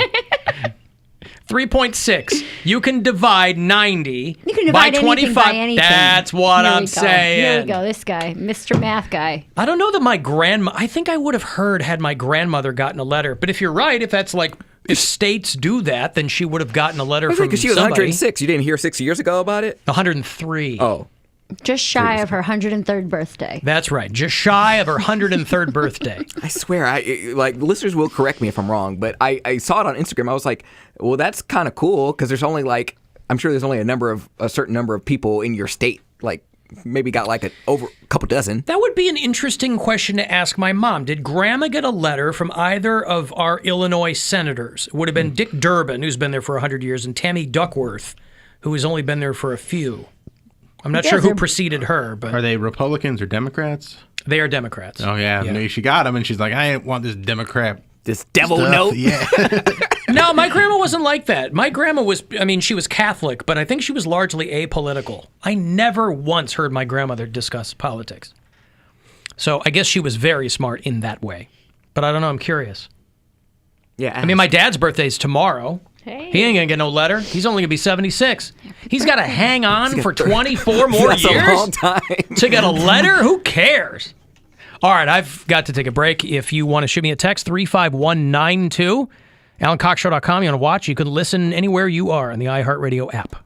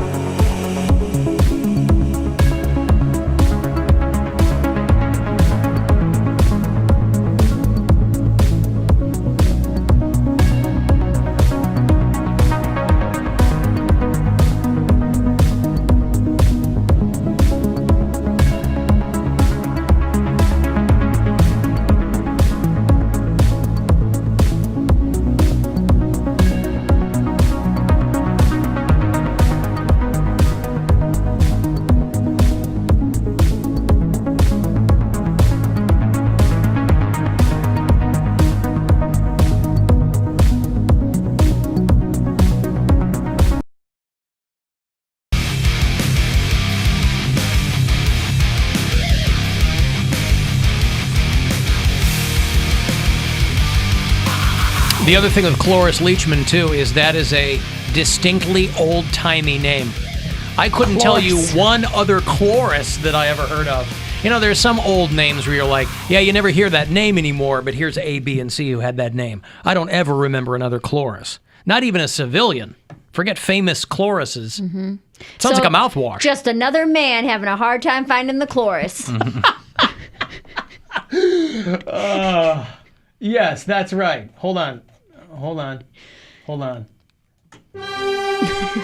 Mary Santora, please, whatever you do, pre-order Hillbilly Bougie, the debut album from Mary Santora, the Mary Santora, available on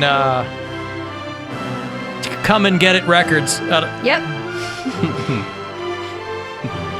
It's available for pre-order now. You pre-ordered, you got paid for it now. Both. Yeah, you pay for it when you pay for it when you pre-order. How much is it? $10. You don't just reserve it. No. You're like, hey, when this comes out, send me. It's not like a restock notification. Nope. You're like, pre-order. Get it. Drop your 10 spot. Mm-hmm.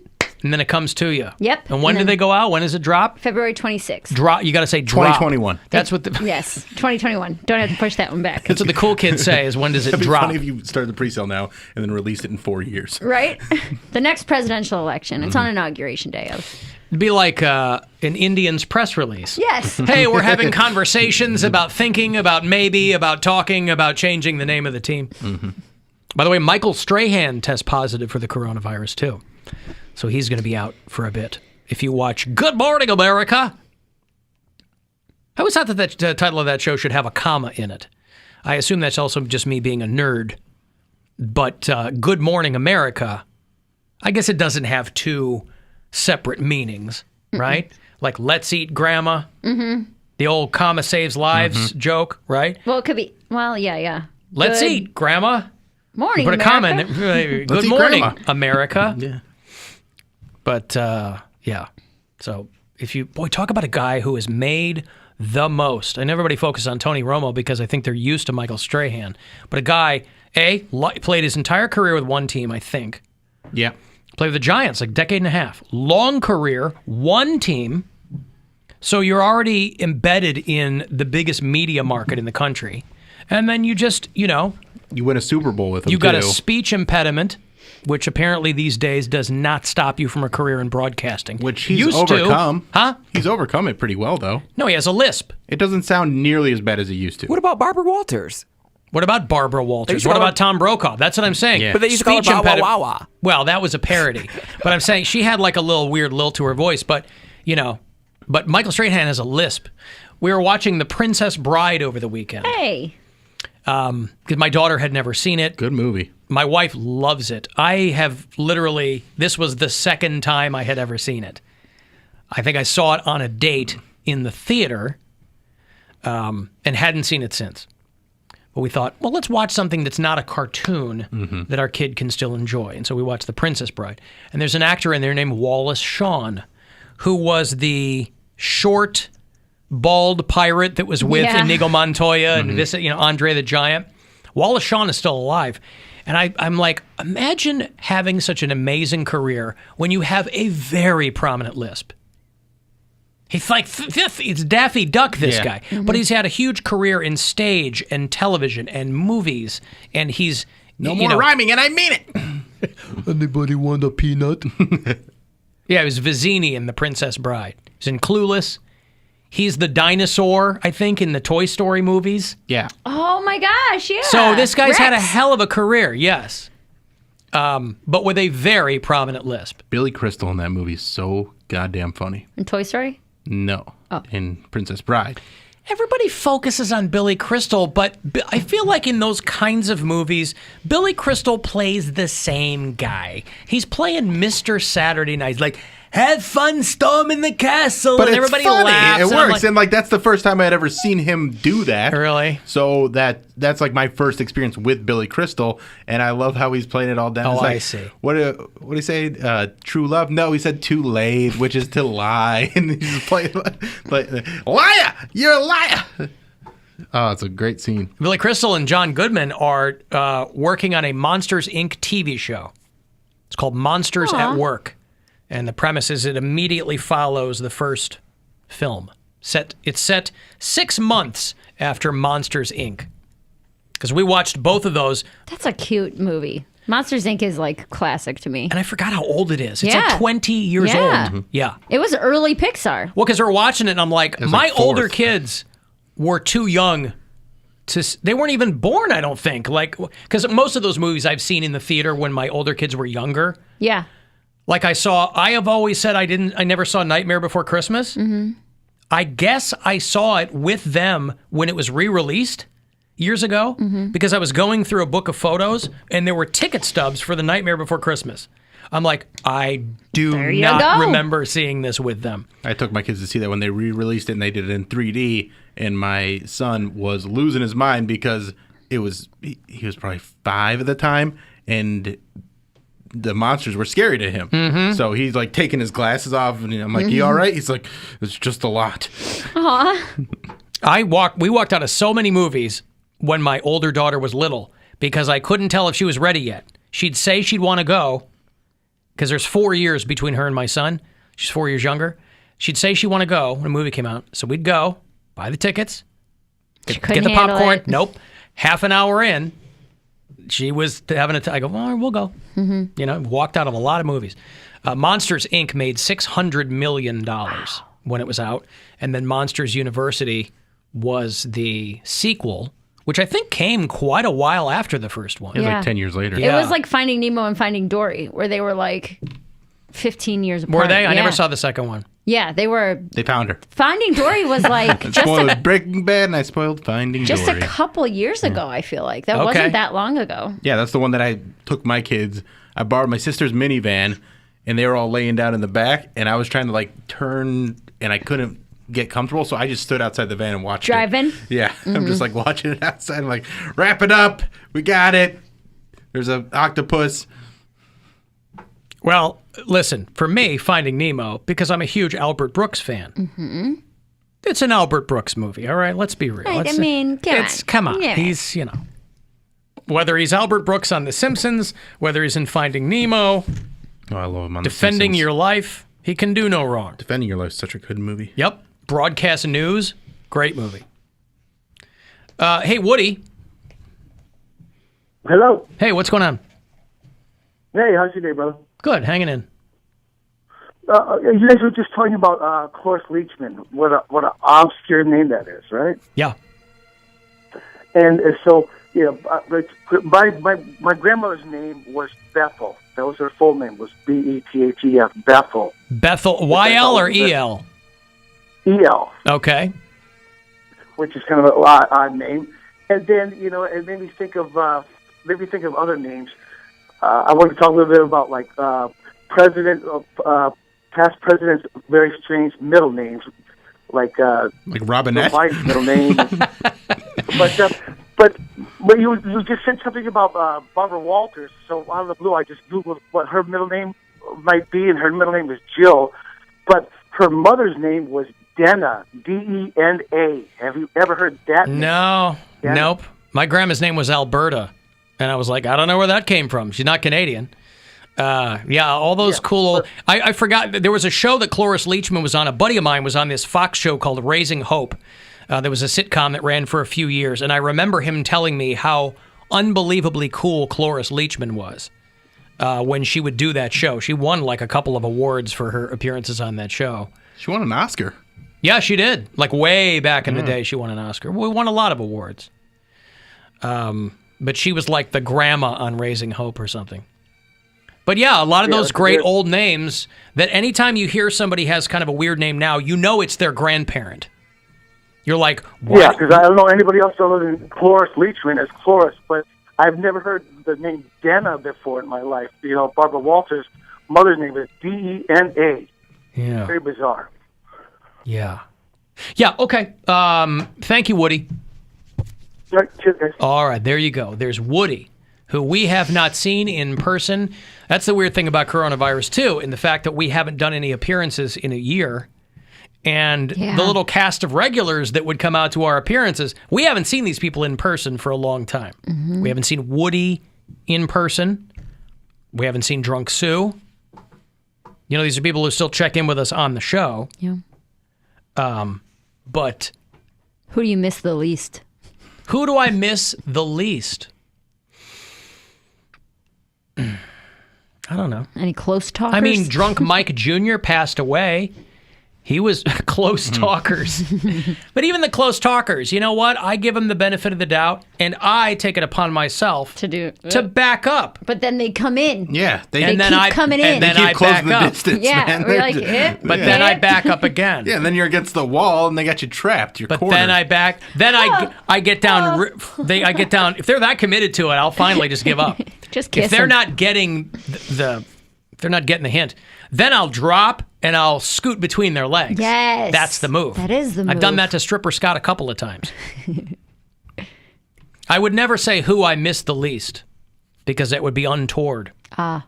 I appreciate any of our customers who come out to a live appearance. And I'm also at the point now where it's like, I'd go stand in a gas station and do an appearance like that just to see some of our regulars, see some of the people that come out just for the prizes. I was thinking about that a couple of days ago. I was casting my mind back, and I don't know what made me think of it, but I was casting my mind back at an appearance I did that was god-awful.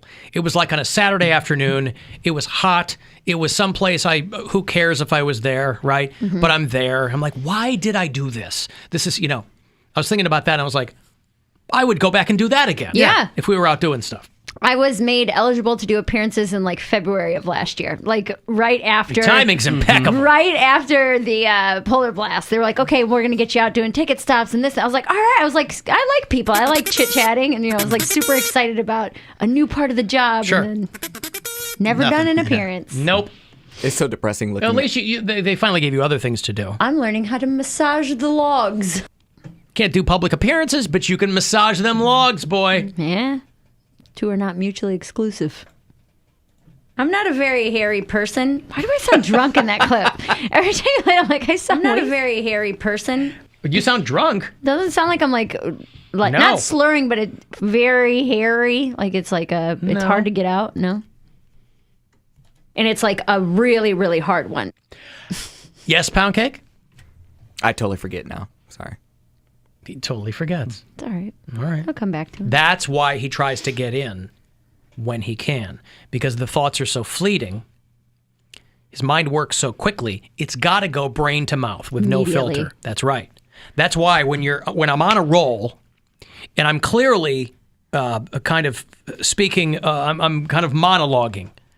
Any pause, right? Whether it's for dramatic effect or whatever, any pause I take, Poundcake hears as an invitation to interject. So it's a lot of him doing that because he's got this thought in his head and he's like, I've got to get it out now or I'll forget. Mm-hmm. Right? A lesser broadcaster, Use it or lose it. A lesser broadcaster would have a pen and a pad ready, writing down a note to himself. He doesn't do that. He goes, I've got to get it out right now. It's gold. Yet, when you listen to his podcast and it's just him talking, long pauses. That's so he can chew. Long pauses. You don't eat during your podcast. No, I had a Long smoothie. and I'll pauses never live it during the down. podcast. I had a smoothie. I'll never live it down. No, but that was when you had another person on with you, right? No, that was the I last thought one he did. Oh, I thought that was when you had another person on. No. And like when they were talking, you would take a sip. Well, Which I do still it with bad wine. form, but I understand it. It's very casual. I mean, we have wine, we talk, we sip, and I just think it's funny to get a little sassy because I'll just take a sip like, and then get Like back some to mouth noises. to Just some in that. conversation. Yeah. I don't do that. I I don't do Mouth that. noises.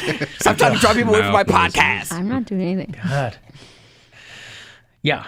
Okay. Hey, Drunk Sue, speak of the devil, and she appears. What's up, Sue? I know, right? Yeah. I love you guys. Oh, love you too. What's going on? I just wanted to pipe in and say, hey, I'm still kicking. Well, good. I assume that. Well, yeah. And this is the other thing I think of too. If Drunk Sue, like when Drunk Mike Jr. died, we heard from I think Drunk Mike Sr. Or like a family member told us. Who do you have a next of kin, Sue? Do you have us on a list of emergency contacts so that if you die, we'll find out? Her daughter would call. Would she? Dude, I'm going to outlive you. What are you talking about? I'm sorry? I have antifreeze in my veins. Again, that's not good. Get that out of your veins. Well, guess what? I don't think that I'm going to die anytime soon because God won't have me, and hell's afraid I'll take Oh, over. boy. What, you were quoting T-shirts that you saw? No, but I do got my jammies on that says because I said so. But what was the question? And you know what? I don't even remember. Oh, guess what I'm making for dinner? It works for every occasion because I said so. Ah. Guess what I'm making for dinner? What? A pork loin. It's garlic and herb, and then I'm making fried potatoes and Brussels sprouts. Okay. Now. You got some protein, got some starch, got some. Okay. Heck yeah. All right, you pull the potatoes out. Just get the protein and the vegetables. No, these are real potatoes, dude. I didn't say they were fake potatoes. Well, okay. And when will that be ready? I think in about 15 minutes or so. And why are you making that? Because we got to eat. You're supposed to say because I said so. Oh, because I said so. Thank you, Sue. Bon appetit.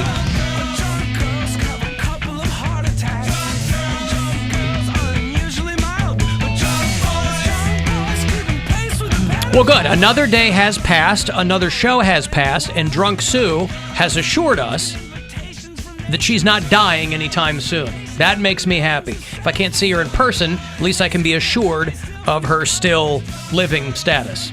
Because why? Because I said so. No, because God doesn't want her in hell, is afraid she'll take over. Okay. Whatever that means. Because the potatoes are real. The potatoes are real, Alan. You don't know about my potatoes. They got like French fries, or who you want about it? Everybody else is having sprouts from God knows where. Mine are from Brussels. And you put them in a mixer, and then you have it with the peels on. The peels on.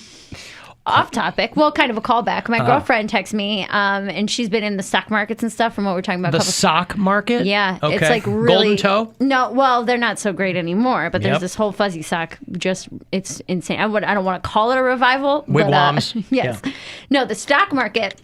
And she was like, I traded today and I made an entire year's salary. Good for her. And she said it was only, she had like a dozen stocks out there, but most of them were in AMC. So what does she do for a living? She's a comedian and a writer. So she made like 16 grand. That's what I said. I was like, whose salary? Yeah, right. She said hers. Right. Still a good day. I made But $9 grand today. It was huge. But that was crazy. Like to hear an actual person that I know took advantage of I that. saw her talking about it on Twitter last night, and that's There you what go. I was looking into. I'm like, oh, I have AMC. I should see how it's doing. Yeah. So she cashed out. She cashed out, Yeah. and she said she made bank. She sent me a couple weeks ago. She made a ton of money off Tesla too. Yeah. That she traded Tesla and made a significant amount of money. So if she made even more off that, I'm like, If you get in the right good time and for get out you. the right time. That's why I told my son, I'm like, if you're doing this GameStop thing, I'm like, you're gonna be paying me back for all kinds of stuff. She's offered me a couple times to she's like, if you send me money, I'll do it for you. She's like, but you need to go in with like a couple $1,000s. And I was like, well, I'm never going to have that. Like, what are you- And how does she have that? Well, she's been a writer on some pretty prominent shows. Oh, I so see. she's been paid She's well. got a nut. Yeah. Oh, I She's see. been paid well over her career. Gotcha. But yeah, so she said she made her entire year's salary. I was like, damn. That's good one for less thing you got to worry about. Right. Yeah, Mary, I have a great feeling about you. Like, do? You have such a great come up story. Aw. Like, just, I can't wait. Like, you're going to be big. Thank you. And I just can't wait to sit on Where your did that bus and eat come your from? food. He's being nice. But where did that come from? I don't know. Because talking about your friend's stocks. Because he knows that she's selling a lot of pre-sales today, and he's like, I need to grab some coattails. Oh, I see. I just want to sit on her bus and eat her food. You can. Tour food is great. He's trying to Absolutely. hitch his wagon to your star. Already. I'll do it. I've promised people a lot of jobs for when I'm famous. I probably have 30 promises out there. Oh, no. People I don't who want a my job. show. I just want to sit on No. your bus and eat your food. He wants Yeah. to mooch. You can come hang out. He wants Don't worry to about it. mooch. I don't want to mooch. Right. Just a couple days. He doesn't want to get himself where other people are mooching on him. He wants to mooch off you. He'll have me pick him up in Cleveland, and then we'll go on a run like Detroit, and then I'm on my way to Chicago, and he'll be like, "Can you take me back? I gotta get some phones." I'm like, "Howdy." Yeah. Path of I'm least flying. resistance. I'm still answering phones, by the way. Path of least resistance. Always the best route in showbiz.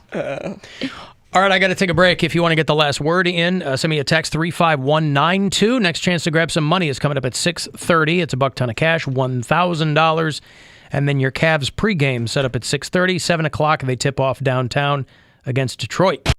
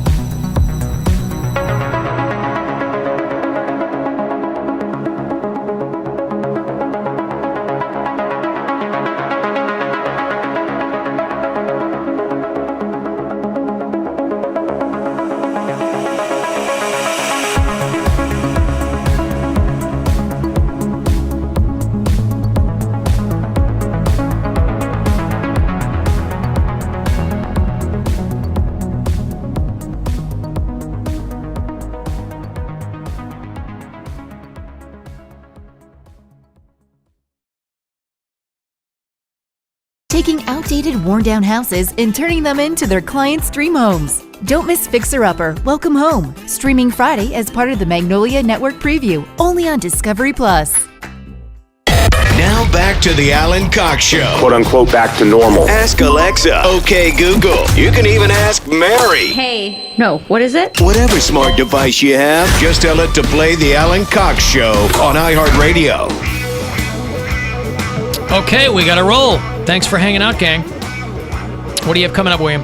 This Sunday, I'm going to be at Hilarities for a crowd work show. It's called Jokes on You. It's hosted by me and my buddy John Bruton, who is also on my podcast this week, The Bill Squire Show, which you can find on iHeartRadio. And please subscribe on YouTube. And then follow me on Twitter and Instagram at Bill Squire. Mary? My debut album, Hillbilly Bougie, is available for pre-sale now. So you can go to Instagram at Mary Santora Comedy or Twitter Mary_Santora, and the link is right there in my bio. Even if you don't want to buy it, if you could just retweet it or share it, that would help tremendously too.